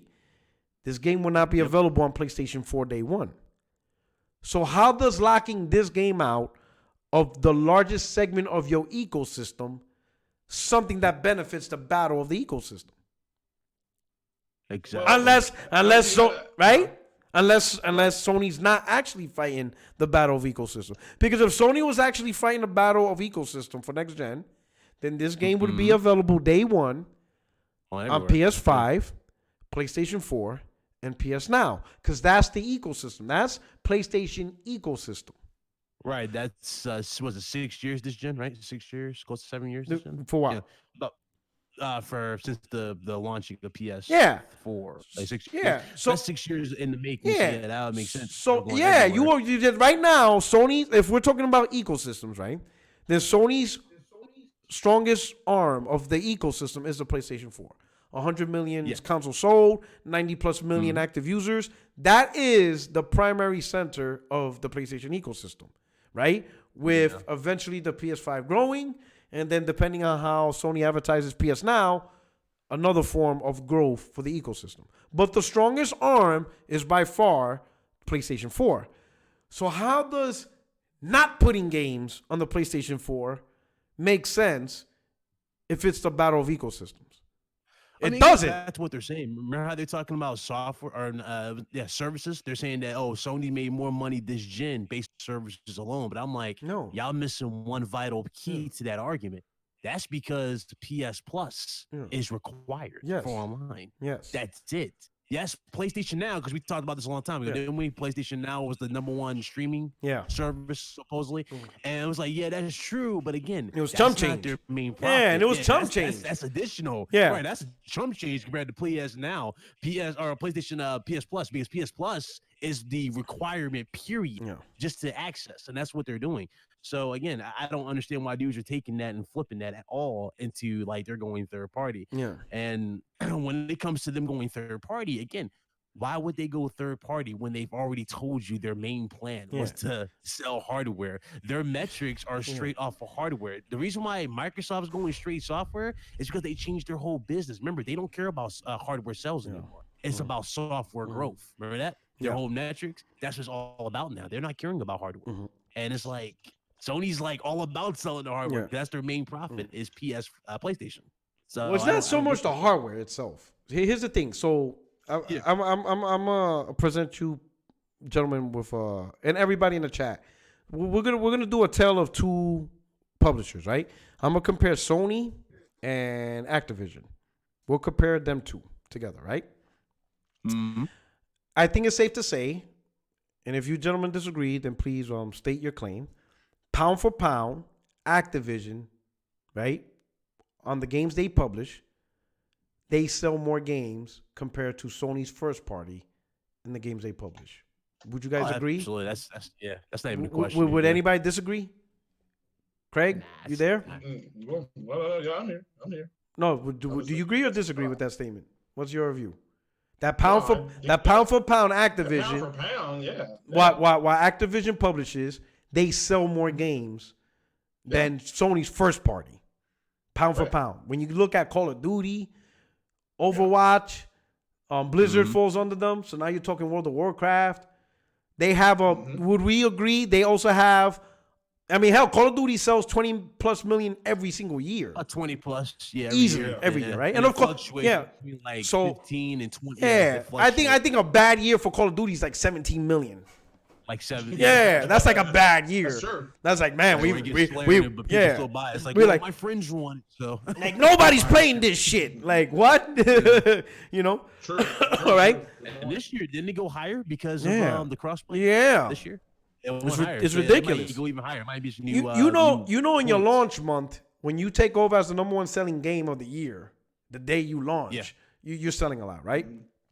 Is it also safe to say Activision has a much better system of game as a service, meaning, selling DLC, selling money transaction? Would we agree that Activision has a much robust system of microtransactions than Sony? Because Sony doesn't have a lot. I would say theirs is more manipulative than. I'm not talking about manipulative. I'm talking about just raw money. Just money. Yeah. Because Sony doesn't have a lot. I mean, they have MLB, which is a money transaction. I think GT Sport, maybe. Yeah. What other game do they really have that would pull a lot of coin? First party, I'm talking about. Yeah. God of War ain't that type of game. Even Uncharted is not huge on money not even transactions. close. Yeah, like they don't really have. I think MLB might be their biggest because of the stubs that they have as money transaction. Mhm. You know, that's about it. Which is similar to like 2K's VC points. That's probably the most advanced. So I think Activision, pound for pound, when it comes to money transaction, they also have. I mean, hell, World of Warcraft has a monthly subscription. So that alone. Shit, how much did GTA 5 do on the microtransaction I don't know. portion? Remember, microtransactions, that's just been the top 10. That's crazy. they're king, That thing's right? crazy. But I say all that to say this. I say that to say this, right? And this is my point. Yeah. So Activision, again, we all agree, pound for pound, they sell more games than Sony's first party, right? Yep. Yet, when you look at 2018, and the reason why I use 2018 is because that's the only one we have where we have a full fiscal year tabulated. 2019 fiscal year is not tabulated. It won't be tabulated till the end of March because fiscal year 19 goes all the way out to March 2020, right? Fiscal year 20 begins April of 2020, right? So we don't have 2019 numbers yet because it's not over, right? But we have 2018. In 2018, Sony generated, right, $16 billion in software sales, specifically software sales. Yep. Activision, again, the company that pound for pound sells more games than Sony, generated $7.7 billion. Sony made $9 billion more in software sales. Now, this is not PSN Plus because that doesn't count as software sale. That's a subscription service. It's a subscription. Yes. Yeah, subscription. Software sales is the sales of games and money transactions behind the Intellectual games. property. Yeah, and stuff like that. Anything behind the games, right? How did Sony make $9 billion more than the company that sells more games than them? Goes down to the library. No, not the library. Again, Activision sells more games. Yeah. So what is Sony doing that they made $9 billion more in software sales than Activision? What does Sony have that Activision doesn't have? And it's obvious. The answer is in front of your faces. It's that, and this is the thing. Most gamers don't realize this. What is it that Sony has that they're able to make $16 billion that Activision doesn't have? Even though Activision sells more games. What is it? The answer? I'm going to give you a chance. Do you know what it is, Ryan? I almost said console. No, I was like, wait, not console. Wait a minute, that's hardware. Like, no. How about you, How about you, Craig? Do you think you know what it is? Console. It's a riddle, right? It's a weird riddle. Like, how the fuck does Sony make $16 billion in software sales, but yet fucking Activision sells more games? What is it? Somebody. Well, I don't know if Activision has a. Well, it's Sony's. Sony incorporates even their service subscription. No, this was software sales. No, this is software sales. Yeah, it's separated. It's all IP. This is $16 billion. The answer: third-party royalty fees. Yeah. See, that's the Good the point. money. It's not the sale of Spider-Man.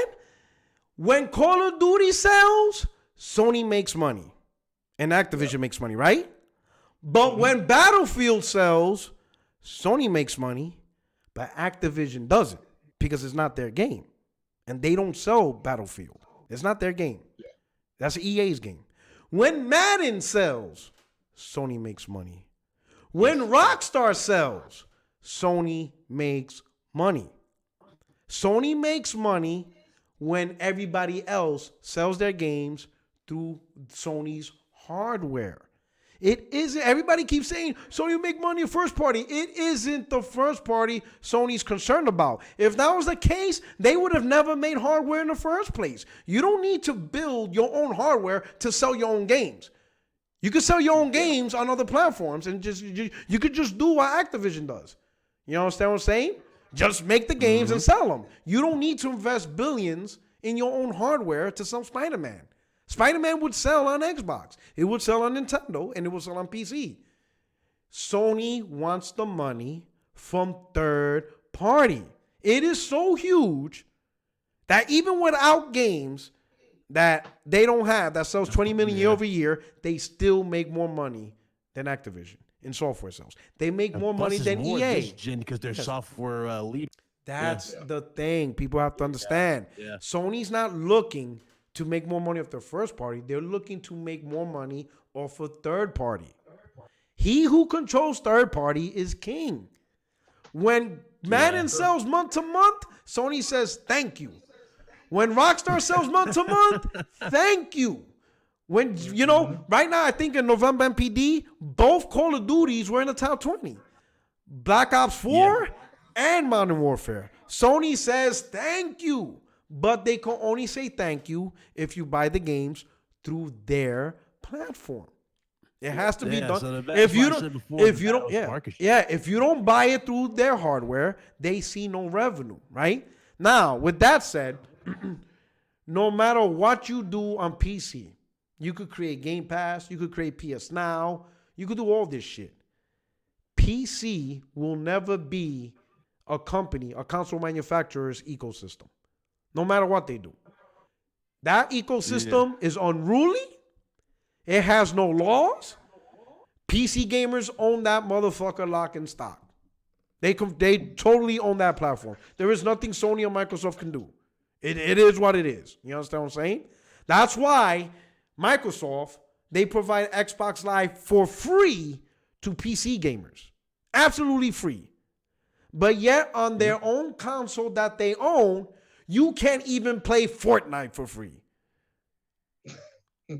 I'm not bullshit. I'm not doing this to antagonize anybody, right? But when people say, oh no, PC is a Microsoft platform, oh really? Then how come they have to provide Xbox Live for free to PC gamers, but on their console, Xbox gamers can't even play Fortnite, which is a free to play.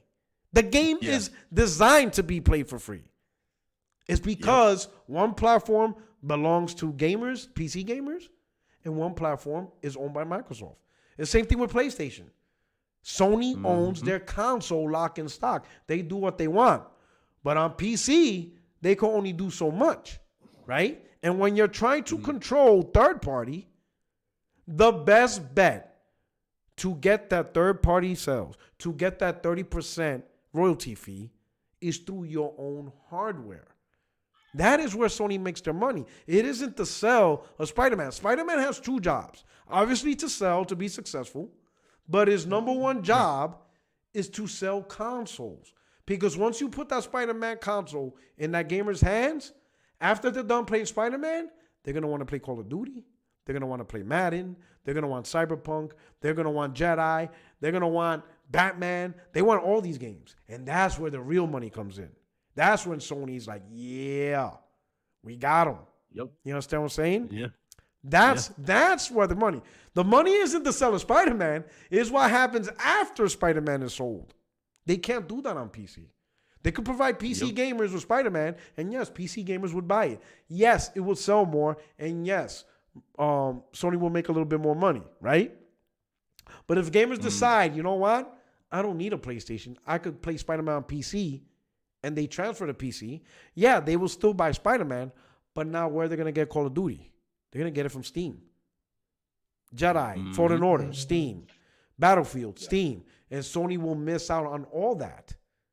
So Sony is willing to risk less sales of Spider-Man if it means they can safeguard all the third-party sales. And yes, for Sony, third-party sales is maybe most likely even more important than their own first-party sales. Because again, they made $16 billion. Activision made 7.7.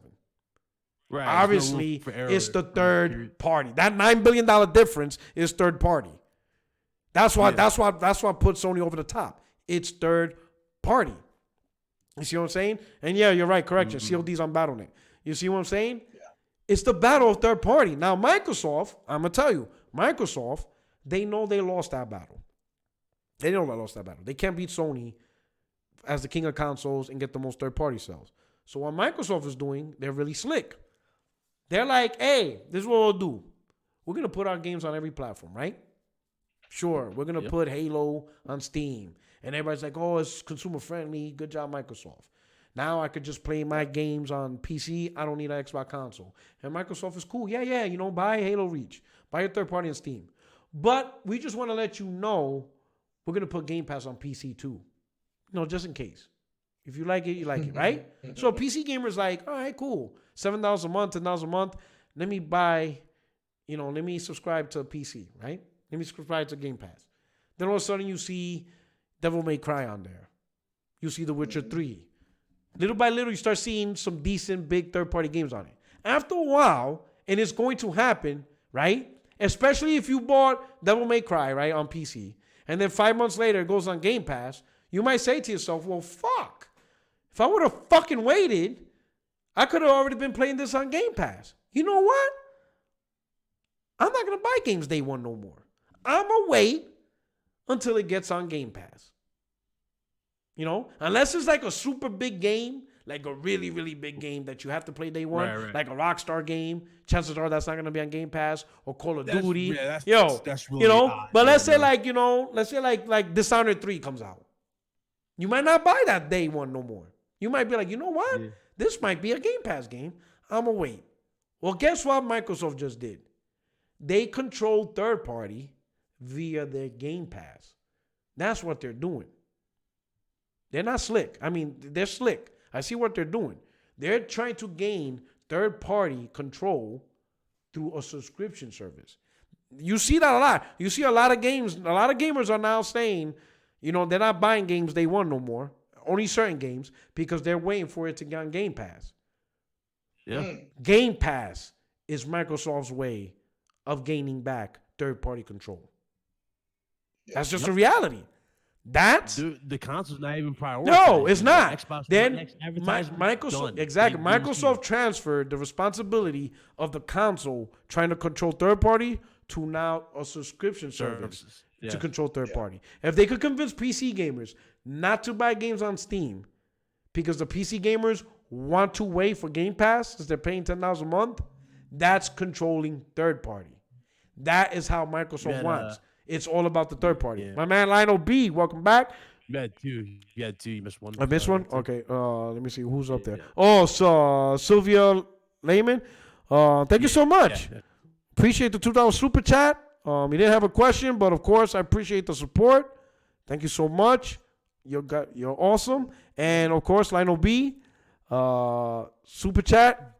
Lionel B says, Puerto Rock, you have to also add, if these console manufacturers are putting their games on PC, they're making PC more appealing. So more people eventually end up on PC. That is the truth, right? Yeah. That's why if you look at what Sony's doing, right? They're not putting their top games they want on PS Now. Right?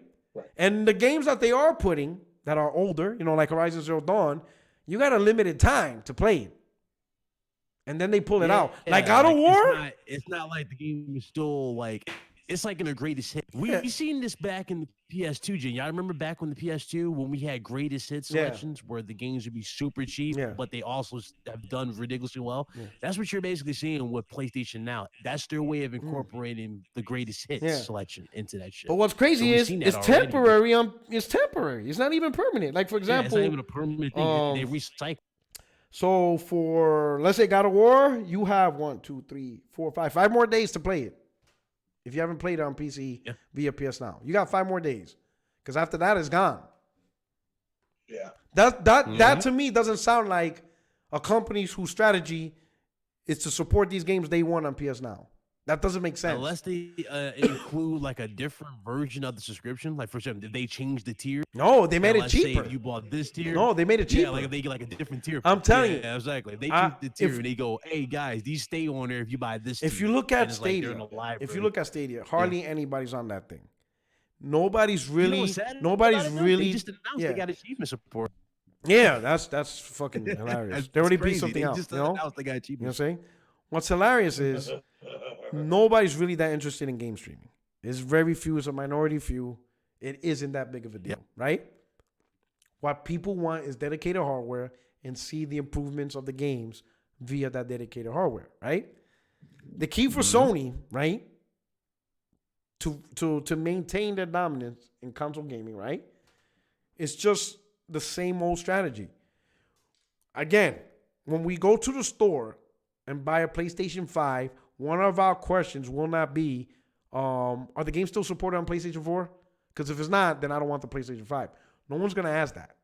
You know, people could say, oh, it's fanboyish attitude. You're not a gamer. You're toxic. No one gives a fuck.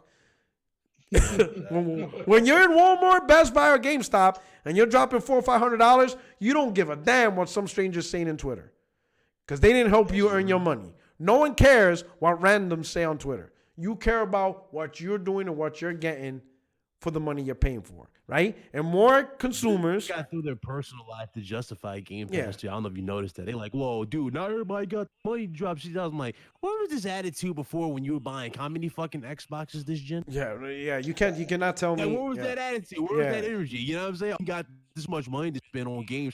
Motherfucker, y'all bought like 3 consoles this gen. A beast. Yeah, a lot of these gamers spend $1,300 on hardware minimum. And that's not even including bundles or special editions. Yeah. Right? Bundles and game pads and headsets. Yeah. Yeah. But with PlayStation, when you go in, right? And you got Sony and they're telling you, hey, we're going to send you this hardware, right? For this price, right? Mm-hmm. And yes, you're going to get games only made for this platform. PlayStation 4 will no longer be supported, right? It's going to take advantage of what we provide. It's going to take advantage of the SSD. It's going to take advantage of the controller. And the games that you already own will still be playable on this PlayStation 5 hardware. So it's not like you have to drop all your PlayStation 4 games. You can still buy PlayStation 4 games if you want and play on PlayStation 5. All your PlayStation 4 games will still work. But when you buy this console, know that the games is only for this console. No one's going to have a problem with that when they buy a PlayStation 5. No one's going to be pissed off when they buy a PlayStation 5 that they're being catered to. No PlayStation 5 consumer is going to be pissed off with Sony telling them, we are making games specifically for this console. We are making content explicitly for this console. We are paying third party to make games timed exclusive or to create exclusive content for this console. Ain't nobody going to be pissed at that. That's what we want to hear. And people can say it's fanboyism, toxic. We don't give a damn. If we drop in $400, $500, we want to hear that. Those are good sales pitch. When we sit down, people tell us, hey, this is what you're getting when you're with a PlayStation 5, and the specific PlayStation 5 stuff, that is what we want. We're buying a PlayStation 5. We don't give a damn about anything else. We don't care about PS Now. We don't care about PS4. We don't care about any of that stuff. If I'm going to give you $400, $500, $600 for a PlayStation 5, what am I buying? And the answer isn't PS Now day one. Like, we don't care about that. Like, that's irrelevant to the conversation. Yeah, that's the first. That doesn't mean anything to me. Yeah. Actually, no. I was like this. This is the second time this happened. You think about it. Dudes have used a subscription service as like a selling point for a console. You guys remember back in PS3 with 360, Xbox Live was better than PS. Like that was their main argument is Xbox Live, this, that, and the third. Now we switched it to Game Pass. It's like, listen, we buy the fucking consoles for the fucking games. Take advantage of it. That's what we buy them for. If we're not going to get the games on this fucking system, why the fuck you advertising the system? If I can get it anywhere else, I'm not going to buy the fucking console. That's simple. And guys have gotten smarter this gen. More people have jumped the PC this gen. They just don't know it. More people have jumped the PC. I think so. A lot of people have. Yeah, a lot of people have jumped in and tested the waters. A lot of people I didn't even think would ever, test the waters of PC, but they have jumped into it. Me, I naturally upgraded my, because of the content, but even I couldn't pass up, the opportunity to upgrade shit, and just have it capable just in case something happens that I do not like. But at the same time, I'm not gonna say that like I'm this, I'm this white knight. No, because there's a lot of motherfuckers who have jumped to PC. And nah, Game Pass, again, it's cool on paper, which it sounds amazing on paper, but it is not the fucking it's not the fucking saving grace for this console. I use Game Pass, right? I had it for 2 months. I see the library. Right? For me to actually get the most out of Game Pass, I have to stop buying games day one. That's just the reality. And I'm not talking about the Microsoft first party. I'm talking about third party, right? Because obviously Microsoft announced all their games will be there day one. So obviously I don't have to buy their games. But their games are only going to come out every so often, right?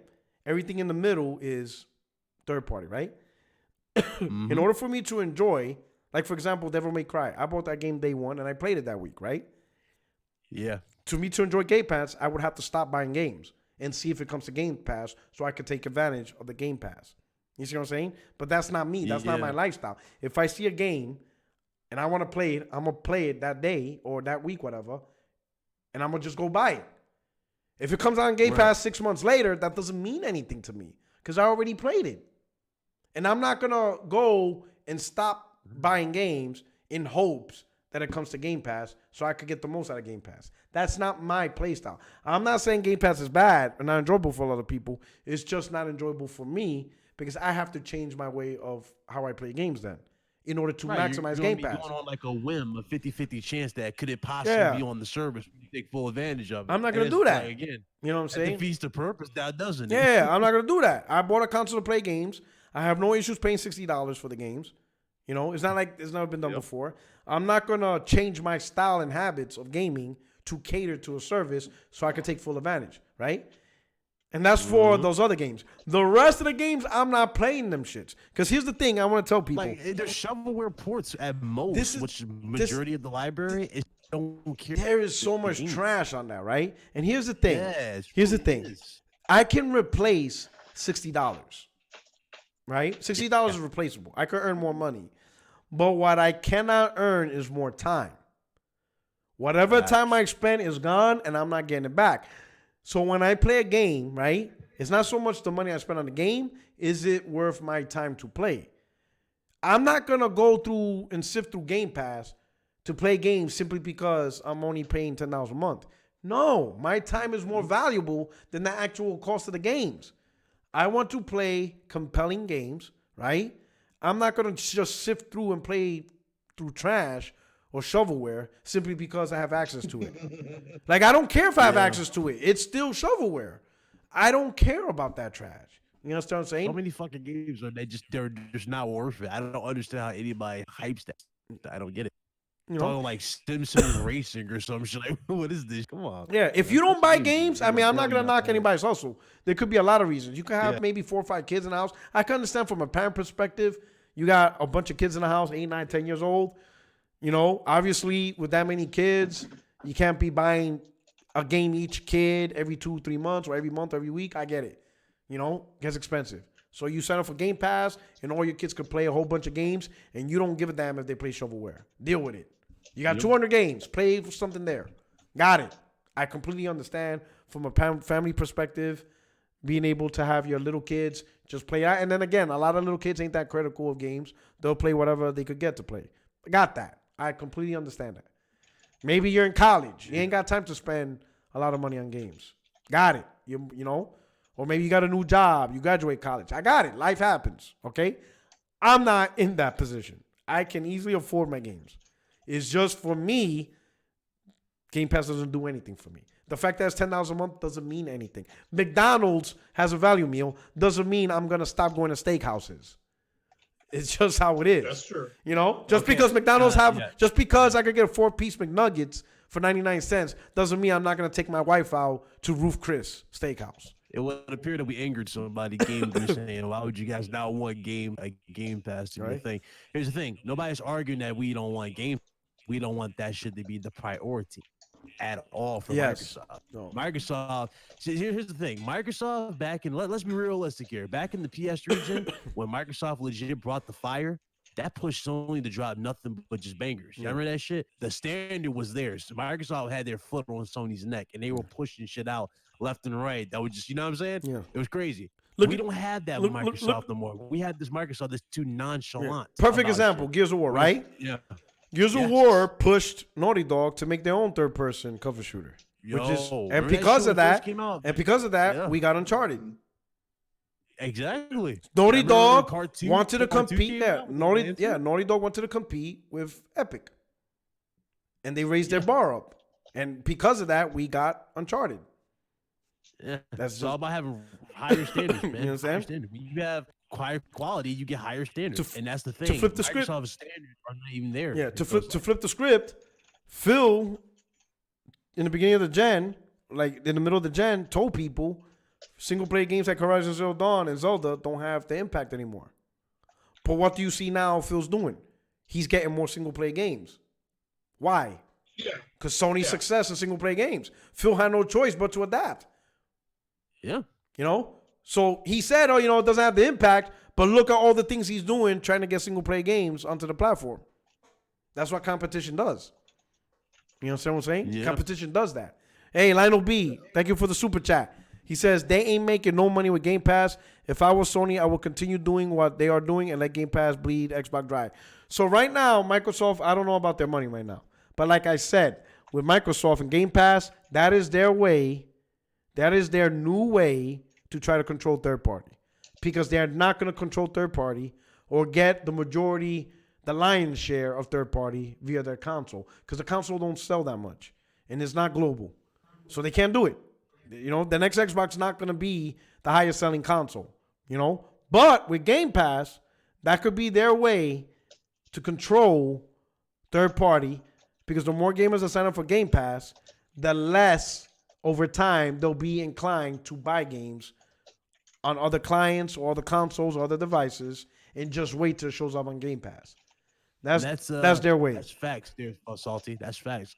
Phil does say a lot of shit, and then like he says something else. Like he just flip-flops something else. Yeah. Yeah, I remember when Xbox One X came out, VR was a priority, was it not?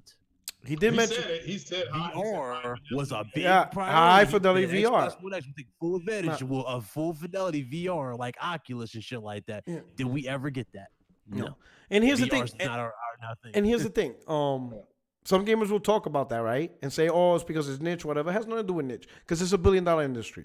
People are making money. Making money is making money, right? Even if it's a niche product, it's $1 billion industry already. So $1 billion is $1 billion, right? The problem is, how can you push VR to Xbox gamers who play on their phone? You can't. You can't. I mean, you can't. You can't push a console-specific VR onto phone gamers playing its games on xCloud, right?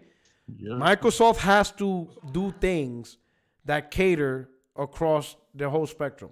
It has to cater to their consoles, has to cater to PC, and when they have their xCloud Live, those same games have to be able to be played on the phone on their streaming service. Yeah, you got a super chat. Everything. And let me address this misinformation here from Infurious One. He says Sony copying achievements and backwards compatibility from Microsoft. Sony has no new ideas. Wait, backwards compatibility? PS2 had backwards compatibility, did it not? Yeah, PS2 was out before. And that PS came out before PlayStation or before Xbox, the original. Please get your facts. My Sega Genesis was backwards with an attachment. It was backwards compatible with the Sega Master System, and that was like in the 90s. Yeah. Like BC, Cube one, when you attach it, it come backwards compatible with like your or your like those portable shit. Yeah, backwards. Yeah, PlayStation 3 was backwards compatible when it first launched with 2N1, 100% across the board. Like, so BC's not a new concept, and it's not like Sony didn't do it. Yeah, it's like I don't get this shit. Yeah. Clearly, this dude just started gaming. He just started. And Caster, thank you for the super chat, brother. He said, glad to see my bro P-Rock back podcasting. I'm so sick of propaganda being pushed for people like Dealer, T-Batch, and their henchmen. Laugh out. Common sense talk been lacking. Well, hold on. You got to understand, they have an agenda, and these are the guys that said that PlayStation wasn't going to have hardware-based ray tracing on it because Mark Cerny never said it, even though he implied it in his interview. So he had to come out and slam on that one. So yes, they think look. I have heard them in multiple podcasts say if Sony gets the power narrative from Microsoft, then the Microsoft console is DOA. Now that's from the Xbox guys, not from anybody And else. I don't agree with that. They are going to. I agree, and so what it also means is for the person that donated. What it also means is that they have no faith in the new studios that Microsoft has bought. They have none because power narrative wouldn't matter if your studios are cranking out hit after hit. It won't matter. So at the end of the day, you got to look who's saying this BS, and it's in their best interest to say that. Arcturus is going to be on the Xbox because that's what they want to hear. They don't want to hear that Sony's console is going to be more powerful, which, right now, shout out, Big Cloud, shout out to Foxy Games UK. He said that there's they're trying to decide on between 13 and 11, give or take.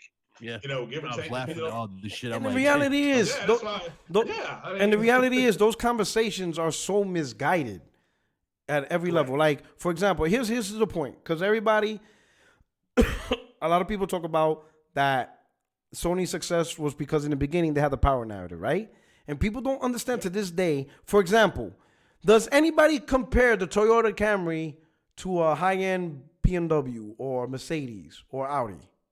Nobody. No one cares. No one puts those two online, right? But what if Toyota released the next Camry, the 2020 Camry or 2021 Camry, and it's cost $85,000? People are going to be like, what the fuck? I could buy a BMW for that cost. Or I could buy a Mercedes for that cost. I could buy an Audi for that cost. Then people will start comparing those high-end cars to Camry. Why? Because the cost does not match the product that you're getting. The issue with Xbox One was never the power. It was that it was $500 and people asked, what were we getting for $500? Then people would be like, wait a minute, you were getting 720p gaming for $500. And then Microsoft advertised the camera, the Kinect, but they made no games for it. That's a cardinal, that is a cardinal sin. You can burn to the deepest parts of hell for doing that. You're going to release a device and it has no gaming related function on a gaming console. Look at the Switch. The Switch is the weakest piece of shit ever. And that motherfucker already surpassed Xbox One because the price was commensurate with the device. You understand what I'm saying? It's not about power. Switch by far is a 9th gen offering, and it's the weakest shit, period. Weak as fuck. It is weak as fuck, right? But people love it. People are buying it. They're buying the games. Hell, Zelda on NPD for November was still top 20. And that game came out in March 2017.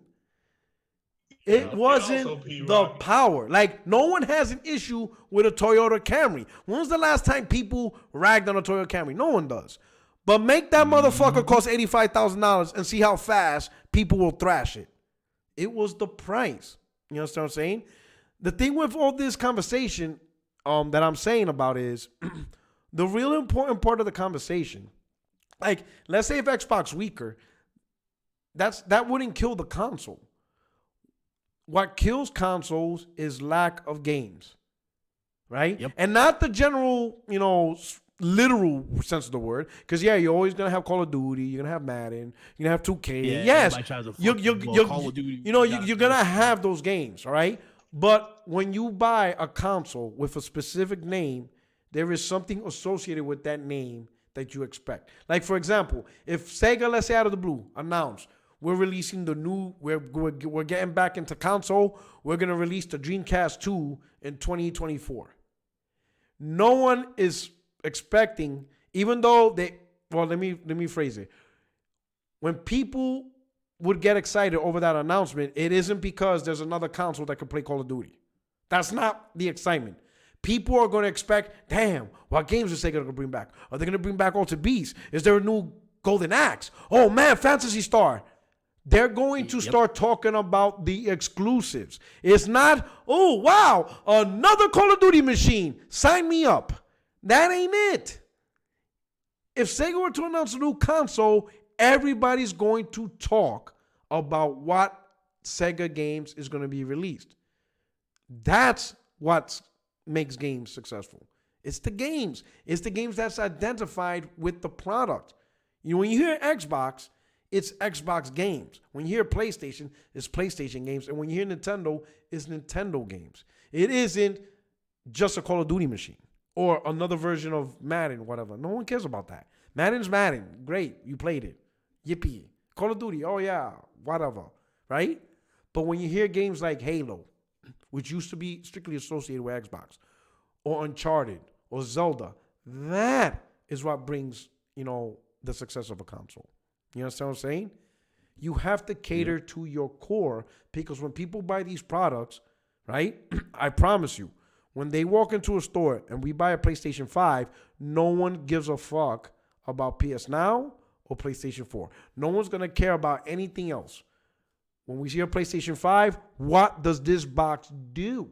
And that's what Sony needs to focus on. Sony focus on that box. Trust me, they are still going to be successful. They're going to make lots of money. And as we discussed, they're going to get the third-party sales. They're going to get it. Everybody's going to play third-party on that sucker. But when we buy it, make us feel special. What are we paying for? Because that's what we're used to. And it's not like it's a new thing. When we bought a Sega Genesis, a PlayStation 1, hell, even the OG Xbox, what are we doing with the specific box? What makes it special? You know what I'm saying? Dude, I'm waiting for that Game Pass subscription price to go up. Wait for that shit to start. Just wait. I'm waiting for that day. Well, Dudes think it's gonna be $10 per. That's why I'm loving this shit. You're dealing with a group of people. They still think PS4 only outsell the Xbox because third parties ran better or look better on PlayStation 4. It's not true. It's not true. But that's what they've told everybody. So let me ask you guys a question. I keep getting reminded too about the first party. Y'all notice how like every gen, right? So does start off pretty strong at the start with first party, and then it just dies down as the gen starts or progresses. Right. A lot of people are saying that Sony is at a disadvantage this time around because again, you know, they always are slow when it comes to dropping the games, and then Microsoft will have those up front. It's like, how many times do we have to have this? This gen. Here's the thing. I think Sony already has the faith of gamers where that's not even going to be a big deal no more, because everybody knows at the end of the day, if you want to play Spider-Man 2, you got to get a PlayStation 5. Horizon Zero Dawn 2, Naughty Dog's next new IP. Sony already established a credibility as a first-party studio. That's just carrying forward, right? Let me hit up this super chat, and then I'm going to ask you guys a question so I can make a point to everybody, right? Yep. We'll start off with Lionel B. Thank you for the super chat again, brother. Those who haven't played Days Gone because it was broken earlier, go play it now. It is definitely one of the best games this year. I will have to agree that they definitely fixed a lot of stuff, and there's a shit ton of content. So if you haven't played it, now's a good time because it is much better than what it was when it first came out in terms of updates. Days Gone? Yeah, Days Gone. You know, with performance and content, they added a whole bunch of stuff. So I'm going to ask you a question, and to everybody in the chat listening, pay attention to this, right? Not to insult everybody. Everybody's familiar with the Sega Genesis, right? Y'all played it? You know the games? Mm-hmm. Okay. Mm-hmm. So, Craig, name me five exclusives from the Sega Genesis. Oh my! Just give me. It doesn't matter. Just pick whatever. It doesn't even have to be your favorite. I just need you to name games. I remember the desert and jungle strike games. Okay. I think were exclusive. Madden. Okay. At the time, Madden, yeah. So Joe Montana football. Okay. I think was exclusive. Yeah, that was. Was Jet Set Radio? No, that was Dreamcast. That was Dreamcast. Okay, yeah, because that's going all the way back. And see, I had the Sega CD. Which system did you say? Okay, Sega Genesis. Yeah, so Night Trap. Okay. That was Sega CD, yeah, but that was exclusive, right? Yeah, Sewer Shark was exclusive. Yeah, that was exclusive. Man, this guy's naming some cool stuff, some niche stuff. What else? They had another game where you were time traveling. I think it was called Time Stop. Okay. I think that was exclusive. You are naming some of the most niche games I have ever. Like, I know what you're talking about. It's just crazy how you're mentioning the niche names. Oh yeah, cool. Hey, Ryan, you familiar with the Sega Genesis? Were you around playing those games? Yeah, well, okay. I just gotta go back. Okay, so name me some games. Name me some games that you remember from those days. Go back to the archives. Oh shit! Teenage Mutant Ninja Turtles. Okay. It was Hyperstone. I remember that. Troubleshooter. Okay. That was one. Yeah. Batman. Yeah, I remember that one. Batman, yeah, that's a good one. Was there a Ghostbusters one that came out? Yeah, Ghostbusters. Yeah. Ghostbusters? Yeah. Damn, you guys are naming some niche stuff. Yeah, I'm going back. Yeah, you guys. Yeah, you going on the. You going in the archives. And you just have so many good memories. Yeah, you guys are going in the archives, right? I think I'll just say Rolling Thunder. I knew Rolling Thunder. Okay. Was it 3? Yeah. Rolling Thunder 3 came out for it. Okay. too? Yeah. For me, I'll name them 5. some off the cuff. I can name a whole bunch because I love it. I remember Shinobi 2, right? Yeah. Altered Beast. I remember Vector Man was another one. Tommy Lasorda Baseball. Buster Douglas Boxing. I remember playing that with my brother, whooping his ass on that shit all day. You know what I'm saying? But you notice how fast, you know, especially I'm surprised with fucking. I also remember I played the shit out of Night Trap and Sewer Shark and stuff like that. Yeah. But, you know, but notice how we mentioned the games, right? And they're tied to memory. Now I'm going to ask you a question. Ready? What were the specific specs of the Sega Genesis? Oh, I don't remember. No, and don't go to Google. You need to name it. I don't think it was high tier. I know for a fact it wasn't.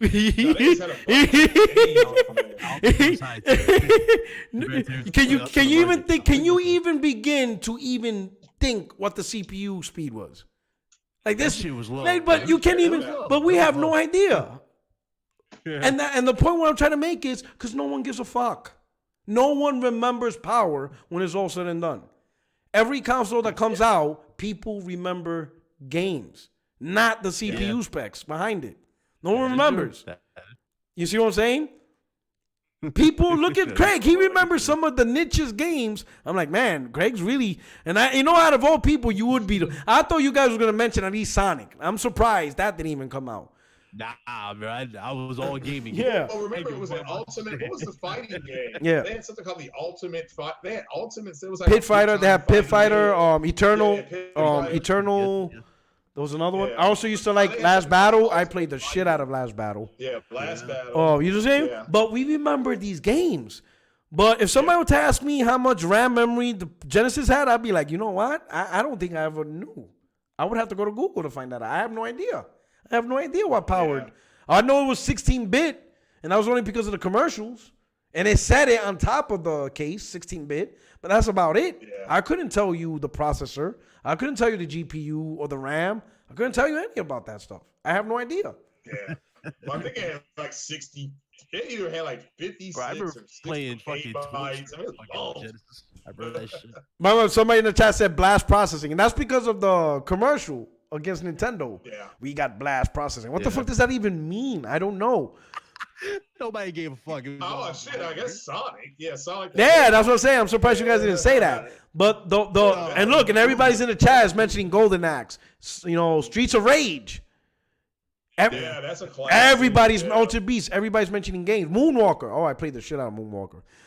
But you see, this is game, Mortal right? Kombat with blood. Kid Chameleon, Alien Storm. Look at everybody in the chat mentioning games. But I guarantee, without Google, most of us wouldn't know the specs of the Genesis. And that's the point. What I'm trying to say. At the end of the day, it's always about the games. And games is what gives us memories. Games is what we relate to. You know, we always will relate to the games that the console provide. At the end of the day, for PlayStation, right? As long as Sony provides, and they've been doing a good job. Echo the Dolphin, good shit all day. That's a great one too. As long as Sony provides, remember Echo? As long as Sony, Phantasy Star, obviously, Shining in the Darkness, Shining Force. God damn, we could be here all day. As long as Sony provides a console that developers are happy with the games that they make on it, and they could get the consoles in the consumer's hands, and when consumers buy it, they understand that they're being catered to, that this is what Sony's doing, this is the message PlayStation 5 gamers are getting. That's the trick right there. That's it. That's all they got to do. That's all Sony's got to do. Make the games, make the system for the developers, right? Because the hardware is actually for the developers. It isn't for us. Let's be honest. 13 T-flops, 8 T-flops, 9 T-flops, it isn't for us. We're not doing anything with those T-flops. They're for the developers at the end of the day. As long as they're happy. Why do you all think it's such a big deal? What? Why do you think the whole T-flop thing is such a big deal? I honestly don't know. Like for PC gamers, that's important. I could understand PC gamers doing T-flops because that gives them the ability of deciding whether they play a game at 60 or if they could play a game at 144 frames. So that's important to them. They need to know, they need to know what settings they're able to play at. And if they have an expectation of, I need to play every game at 1440p max settings at above 100 frames, then they need to know the T-flops of the GPU to get them there. So I understand them because they actually will do something with it. There's nothing we're going to do. We can have 15 T-flops, but if a developer decides that they're more concerned about graphics than frame rate, then we're going to play at 30 frames. And there's nothing we can do about it because the developer said parity, so. And there's another thing people keep missing because you saw this shit on loop this gen, even with the X. Yeah. Parity will always be a fucking thing. Yeah, with there's the nothing we could consoles, do. unless there's a deal going Yeah. on. And again, do you expect to see crazy deals like that with Game Pass being pushed? Yeah, I guess. I don't know, man. You know? But that's the thing. It's gonna be With 50-50. consoles, It's gonna- there's nothing we as gamers can do with T-flops. PC, yes. You can do something with T-flops. You buy the T-flop that you want to get the performance that you want that you choose to play on. If you want to play at 4K 60 guaranteed, you want the right amount of T-flops for your hardware. For console, you can have 19 T-flops. But if that developer says, I'm making this game 30 frames, then guess what? The game's 30 frames. And you're just going to have to deal with it. Because maybe they want more bells and whistles in terms of graphical fidelity. You're just going to have to deal with it. It happened before. It's not like we haven't played games at 30 frames before. It is what it is. You know what I'm saying? Yep. As long as the manufacturers build an appropriate platform that the developers are happy with, you know, and again, Gearbox, they already said they're happy with how Godfall's coming out on PlayStation 5. They talked about the solid state drive. They talked about the technology that powers them, right? And that how this game is a great next generation title. If they're happy, I'm pretty sure other developers are going to be happy. I'm pretty sure EA, Ubisoft, everybody's going to be happy. But most importantly, Sony's first party is going to be happy. You know, Naughty Dog, Naughty Dog with 9 T-flops is going to be fucking insane. If that's what it ends up being. It's going to be fucking insane. Yep. You put 9 T-flops in their hands, it's going to be insane. Well, I mean, again, even if it's 9 T-flops in Navi, that's close to 12 T-flops in GC. Yeah, that's fine. So yeah, I'm golden. It's and I don't think that's true. I don't. That's You don't think it's that big? You don't think it's that much of a? No, I don't think that it's a rumor. I mean, the rumor last week was that it was close to 13 T-flops. Yeah. As far as performance, as far as performance, I mean, they're not going to be able to get Spider-Man to do what it did at a 9 T-flops. But if people got to understand, they're just looking at the 9 T-flops. They're not understanding that the Navi architecture processes things a lot better than GCN. It just does. And so I just, like Big Cloud said earlier, it's a joke at this point. It's just something that these cats need to have because they feel upset because Phil Spencer, when he announced Series X, he specifically came out there and said, we're building the most powerful Xbox. Yeah. Yep. That we've ever built. He did not come out there and say we're building the most powerful console. Yeah, he didn't say that. And these people don't understand that shit. They try to flip it. It's like he doesn't know. We said this on RGT, did we not? Yeah. Well, no, he knows. No. They both know. They both know what the other one has by now because CES is in like 12 days, give or take. So so they know what the other one has. Phil walked out there. He knows what Sony has, and at the end of the day, Phil Spencer walked out on stage in 2016 E3 and said, "You'll be gaming on the world's most powerful console ever." And he said that. Those are his words. And he did not But that's because the Pro was already out. Well, yes, he was. Yeah. You remember, Xbox came out a year later, so Pro the PS4, the PS4 Pro was already out in the streets in 2016. Yeah, in 16, but he knew then. So and that was a year out. Yeah. So and people are just like that. So there was angst, when they announced that. I said, well, why did you say the world's most powerful console, or Microsoft will continue to be the place where you will have the world's most powerful console? He could have said something like that. He did. I think it's because they don't know yet. I'll be honest. I don't think Phil is confident. Or I don't think right now between Sony and Sony doesn't talk, so that's one thing. So Sony obviously didn't make any statements on PS5 because they're not saying anything. So and that's where Phil sometimes stumbles, or whatever. Because if Phil, wanted to get a heads up and put the information out there, but he has to be careful what he says. So at this point in time, I don't think it's so much. I don't think he does know. And even if he did, I don't think he's confident that it's locked in specs. You understand what I'm saying? So he can't go out and say, oh shit, Sony's building an 11 T-flop console. We're trying to go for 12. Let me just make my statement right here, right now. We have the most powerful console. And then all of a sudden, Sony releases a 13 T-flop console. And now you look like an idiot. You know it's funny. Until the consoles are in. Have the final form factor, so they know. I'm just saying, in my opinion, until Craig Harris goes into Best Buy and buy the console, nothing's locked. Until you swipe that credit card, nothing is locked. Remember, Sony. I even put it this, even though this might be a little bit easier. When Sony announced the PlayStation 4 for the first time in February 2013, they said the PlayStation 4 will have 4 gigabytes of RAM, right? Of high-speed RAM, right? It's 8. No. If you pay attention, in February, they said 4 gigabytes. Oh, yeah. In February. Yeah. It wasn't until June that they said 8. So they made the change. You understand what I'm saying?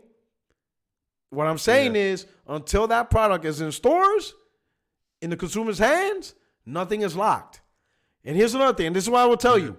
Mark Cerny, right, in 2013, the console launched in 2013. So early 2014. 2014. Yeah. No, in 2014, Mark Cerny had a developers conference or whatever, a small one. He called it the Road to PlayStation 4, right?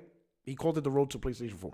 And in that little 1 hour pretty much speech what he did, lecture. It was a lecture really, right?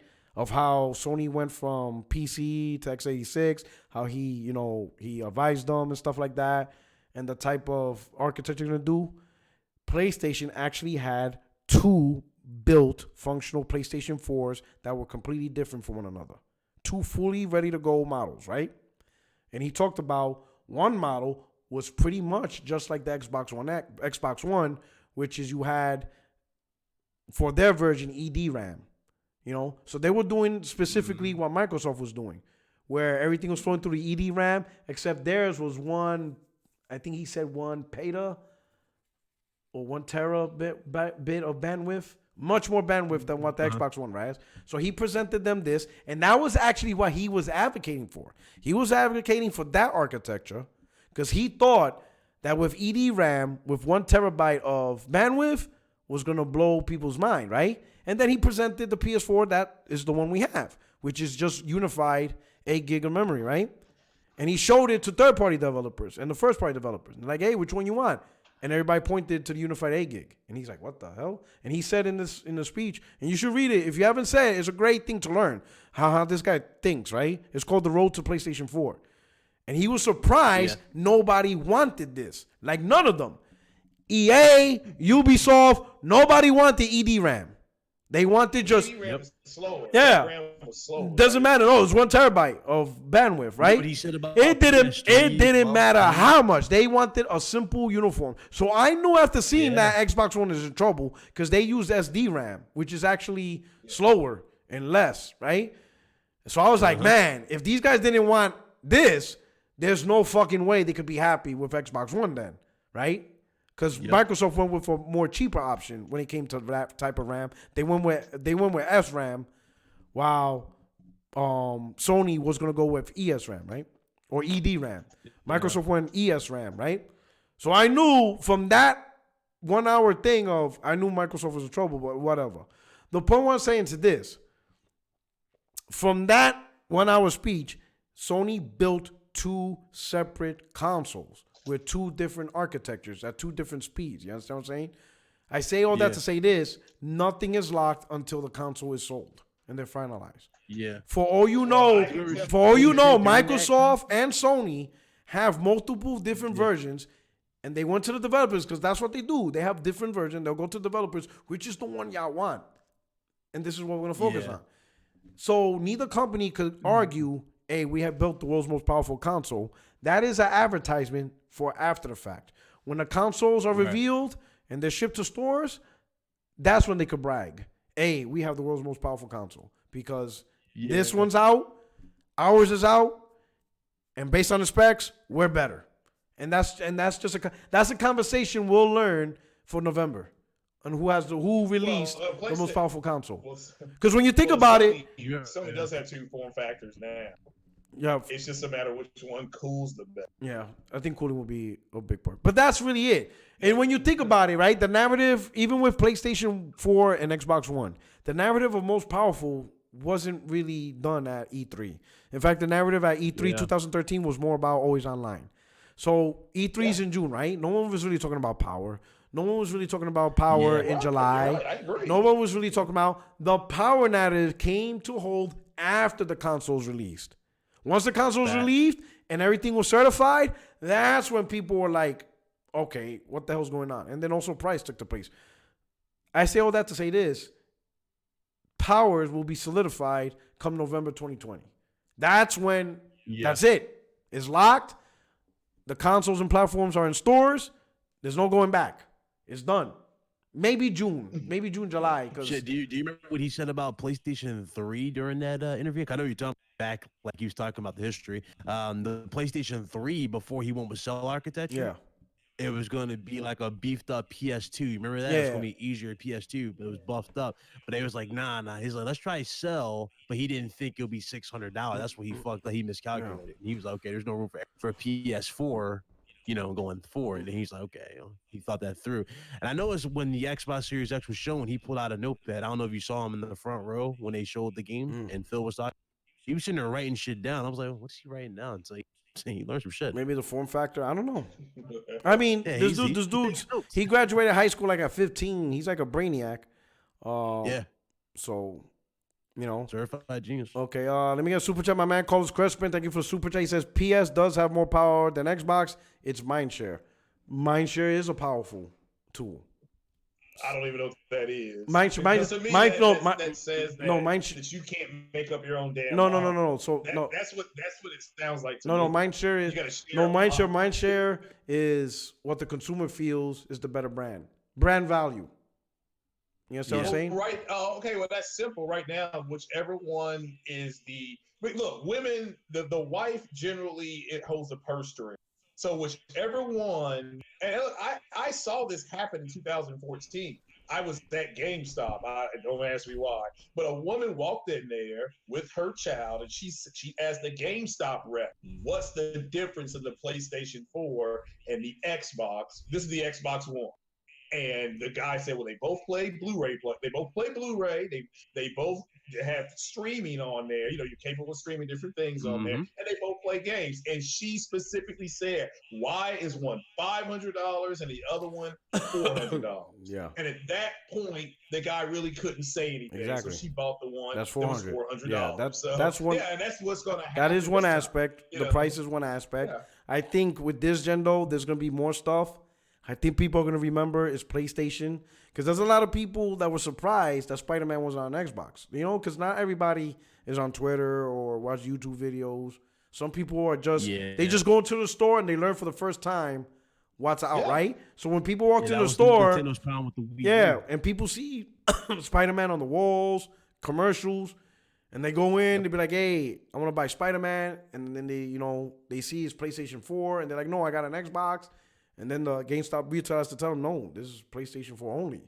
And that's shocking for a lot of people, Some people started questioning, damn, did I really get the right console?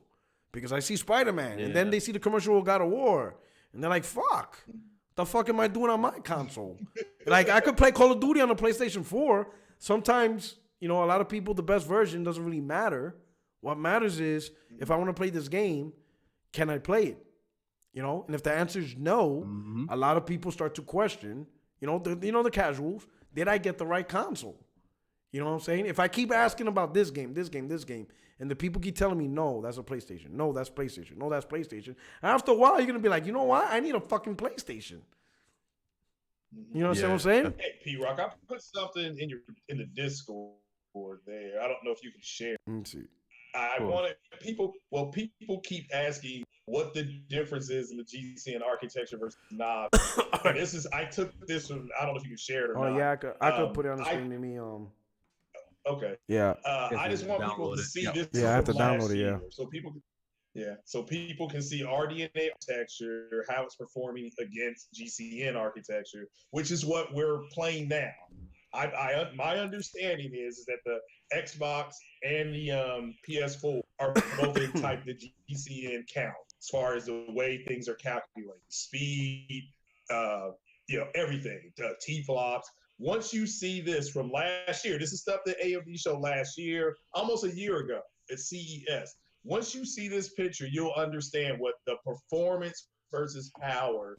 This is the best way I can tell you. It's the equivalent of the Saturn V rocket versus the rockets that they use now.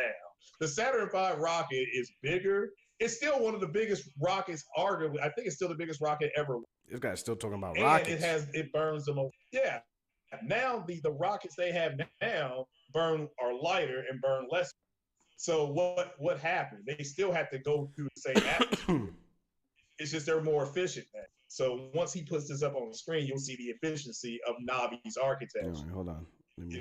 So then maybe you'll understand, even if something is 10.3 T-flops in Navi's going to out Vega GCN architecture at 30. I don't know what else to say to people at this point. This is stuff that AMD came out, and Lisa Su last year was about doing backflips. Look at our Navi architecture compared to the old architecture. Look at the performance differences. Look at the power consumption of Vega GCN versus Navi, how we don't have to use as much power to get this better. She was giddy about this. And all of a sudden, AMD stocks went from like $21 a share. Now they're close to 38. I mean, this is attention to the Canadian company. So, hold on, let me upload it in the background, and then so that way I can show people. All right, why you being a pain in the ass for? That's not my fault. I had it up. So, yeah, you just gotta press the plus sign in the scene. Yeah, well, I'm saving it as I'm making a link. Oh, you're doing that? Yeah, I'm doing like the. Yeah, I just saved the screenshot. Yeah, and Digital Foundry. What's up, Jemima? Everybody in the chat, that like button. Yeah, hit the like button and share. And Digital Foundry again came out earlier this year and said, quote, Gears of War 5 has next-gen architecture, graphics, physics. Those are their words, yet none of that is the best looking game this year. Now, that's according to your white Zag. So take that up with, okay? So, I mean, that's you all using another man, measure, another. It's gonna be a circus, right? When these systems come out, and this is gonna be pure like them break. That's just gonna legit turn into a full fledged. It's not even funny. It's gonna be a full fledged circus. Well, it will be for those guys who think that that power is the most important thing, because like Porter Rock said earlier, if that were true, why did the Nintendo Switch at whatever T-flop outsell the Xbox in 30 months? Yeah, how many T-flops is the Switch? Okay. Yeah, I don't know. I mean, I don't know. All right, so look at the left-hand side. It's kind of, I don't know if you bring it over a little bit. There you go. Yeah, all right, so you see this. Now, the red is the Navi architecture. It's performing 50%.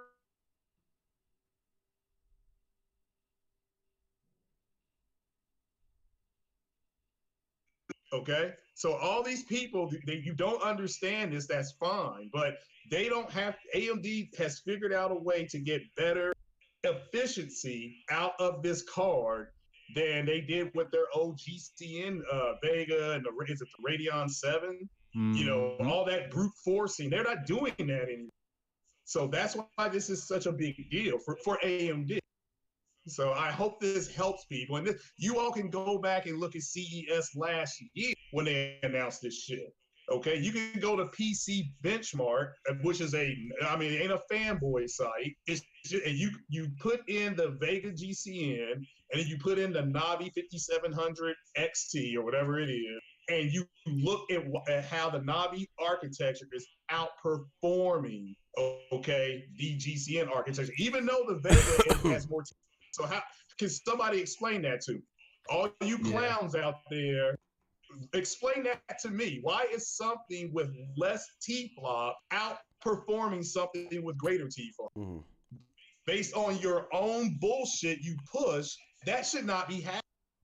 That should not be happening. But they have figured out, and this is how you compete with NVIDIA, because they're going to say, look, our cards cost $699 and gives you the same performance. What did they say when they compared the 5700 XT to the 2070? They say, look at the performance. Look at how we're outperforming. That's what they were saying. Okay, so this man, y'all, let's go out there and read the book. God damn.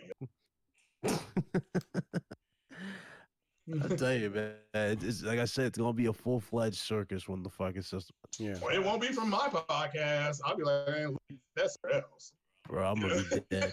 I'm gonna be dead. I'm gonna be dead because you already know there's gonna be those wannabe tech experts come out of left field and just try to break down shit you already broke down months ago. It's like, who cares? Yeah. I think at the end of the day, AMD is gonna provide great hardware for the next generation consoles, right? So I don't think that's ever gonna be a concern. But at the end of the day, it's gonna come down to games. And who do you trust? Yeah. Who has the developers? I'm sorry, but as far as first party, I think Sony has the best assortment of first party talent out there. You know what I'm saying? It's not even a question at this point. Like Microsoft, has what's that shit called? The Initiative. Yeah. Is that right? That's one. The Initiative. Obviously, we know we're getting Hellblade. Who else do they have? Yeah. It's like Undead Labs failed this with that last game they dropped. It's like, they got a long way to go in terms of like when it's over, in terms of like, yeah, this is what we can do better than what Sony's doing. But Sony right now is just so diversified in their shit, so many genres, exclusive life. It's like, what do you have? That game they had with the 4K Ladybug chasing those kids in the backyard, I'm like, you know what, I'm done. I mean, I can't do it anymore. I mean, I'd rather play The Last of Us Part 2, where you got two girls smoking blunts and French kissing. They got Honey, I Shrunk the Fuck. That's what they're gonna be playing. I don't know. I don't know why that shit threw me through a loop. I didn't know if this was a parody show or what. I don't know what they were thinking with that game, showing that off. Well, I mean, I hope people enjoy it. It's not for me. I remember playing, like P-Rock was saying, the Fallout series and Skyrim, all that on 360. Being on the edge of my seat at the end of Mass Effect, that I make all the right decisions. That was on the 360. That's not what I'm getting with a 4K Ladybug, and a pig. You got to on Sea of Thieves. You got to go chase a black pig and a Kraken that's lacking. I mean, that console, that ecosystem is not for me. With that said, I have Game Pass on PC, so I can still play Gears, because I do like Gears. I can still play the Outer Worlds game. That's fine. I mean, people are trying to sell me the console. I'm like, look, I'm not buying that thing. Not when I have a PC that will do a lot of the same thing. Yes, it won't have ray tracing, but that's fine. Not every Xbox game is going to have ray tracing, people. I hate if you really wanted it, you can just add it on. Yeah, I'm sure AMD will patch it somehow. But I mean, it's not that big. It's not that big. Yeah. So, Lord, these all right. So the vital opponent games. All right. So I think we've been on this for a good grip. We're gonna cut. Yeah, we've been on here for a little bit. I was like, oh snap! And I'm trying not to do another 4-hour podcast and shit. But yeah, but anyway, I truly appreciate you guys rocking out. Ryan, again, I appreciate the background that you hooked me up with. It's fucking sweet. And Craig Harris, I appreciate you coming by, swinging by. And when are you gonna do our GT again? When you come back after the holidays? Most definitely next week. I just gave everybody the week off. You know, everybody's going to relax. But I'm gonna be definitely next week. All right, It's game week. We're streaming games. So, Everybody's streaming. Everybody's enjoying time. I was like, bro, let's do this shit next week. Fuck it. all right. yeah, we're on Twitch and what's the name of that other thing? Yeah, Twitch and was it Death Stranding? I saw you carrying that dead Xbox on your back. So No. Yeah, I was on that. That's what I'm. wait till you get that mission. You're gonna get a delivery mission, I think, that says deliver games or deliver toys. Yo, I'm playing that game now. now. I'm fucking hurting, bro. I'm like, oh my The god. game is good. It's just so much shit you gotta No, micromanage. nah, I'm I hurting didn't right think now. it would I'm be like, that. I gotta Itself. travel. I'm like, oh my god, I gotta travel for all this shit. I'm like, I'm hurting right now. I'm like, oh, this is like literally. And it's multiple areas, like 80 missions or 80 deliveries per spot, something like that. It's like, what? dang, Oh fuck. I'm like, I don't know. I'm hurting right. it's so much shit. I don't know if I'm. so much I don't know if shit. I don't know if I'm gonna be able to All make the it. time. I don't know if I'm gonna make it. I'm like, oh my god. How far are you now? Like What chapter? Like, I think I'm still on the first one. I'm not. That's what I'm at hurting, right now. bro. I got like 20% in. I'm like, yo, I'm like, I'm hurting right now. I like the game. Don't get me Yo. wrong. I like what he I- did. It's some cool shit. But I like the story, yeah, story's dope. but Yeah. whoa, that I still don't all this understand. walking is I killing don't know me. what those things are. So Like I I'm like, I need a legit motorcycle quick. Slave simulator. I don't know. yeah, that comes, but they can still knock you. Like I was going across a bridge and somebody threw a spear and it knocked me completely off the bridge. My dude fell. I was like, "What are you kidding me? I mean, what is this?" You know. So, I will you know, say they're one though, of those things, you know, it's a mixture. Like my reaction to the game has always been. It's kind of unique, right? Like you go through, you're like, okay, I gotta walk over here, right? Poor I know what I'm talking about. He's like, okay, I gotta go over here. Okay. I walk, right? And then as soon as out of nowhere, fucking BT's like, okay, you know what? It's getting a little hectic. and You what gotta are fucking those sneak things? past this? And why are they Fucking walking on their hands? They're like spirits from the other world. And then what they do is when they find you and they grab you, they take you to the alternate world where you'll face a fucking monster. That's what they do. Oh, okay. Well, No, I was it's wondering what because those things. The babies are a link between the realm of the living and Mm. dead. Basically, that's basically what it is. So they're from the realm of dead. Because I'm walking around being a baby daddy and that. So I mean, the game is fun. He's walking around but, being a baby but daddy. yeah, the game is fun. It's not my favorite game of the. But Resident Evil had a liquor in there. This game does not have a liquor, so it can't Yeah. be game of the year. But and at the end of the day, and I can't believe Secure won when you gonna give me a sword and ain't got no shoes on. So it's ridiculous. We trying to resize it for Yeah. Take the Discord portion. You see where it says Discord, it should be below where you have the picture. Yeah. Drag it up to make it go over that. No, it is. I have it. The only thing I have it above is my webcam. It's just for some reason when I Okay, switch it should be. It should be the same thing. when I It should switched the photo for some reason, it changed the size. It made it super big, and I'm like, what the fuck? See, there we go. Oh, yeah, That's yeah. what it was. I don't know Yeah. why it resized itself. I'm like, motherfucker. Yeah. See, now we got it. There we go. There you go. Anyway, everybody in the chat, thank you for rocking out. I'm glad everybody was able to rock out in this impromptu 60 frames no lag. I'm glad. Hey, shout out to Big Cloud Gaming, aka Ryan, for stopping by, and Craig, I appreciate you stopping by as well. Thank you for your insight, and everybody else, man. Anytime, man. I hope you guys had a great Christmas, and I wish you all an amazing Happy New Year. And let's go with 2020. You know what I'm saying? We got Neo 2 coming up. We got Final Fantasy 7 Remake coming up.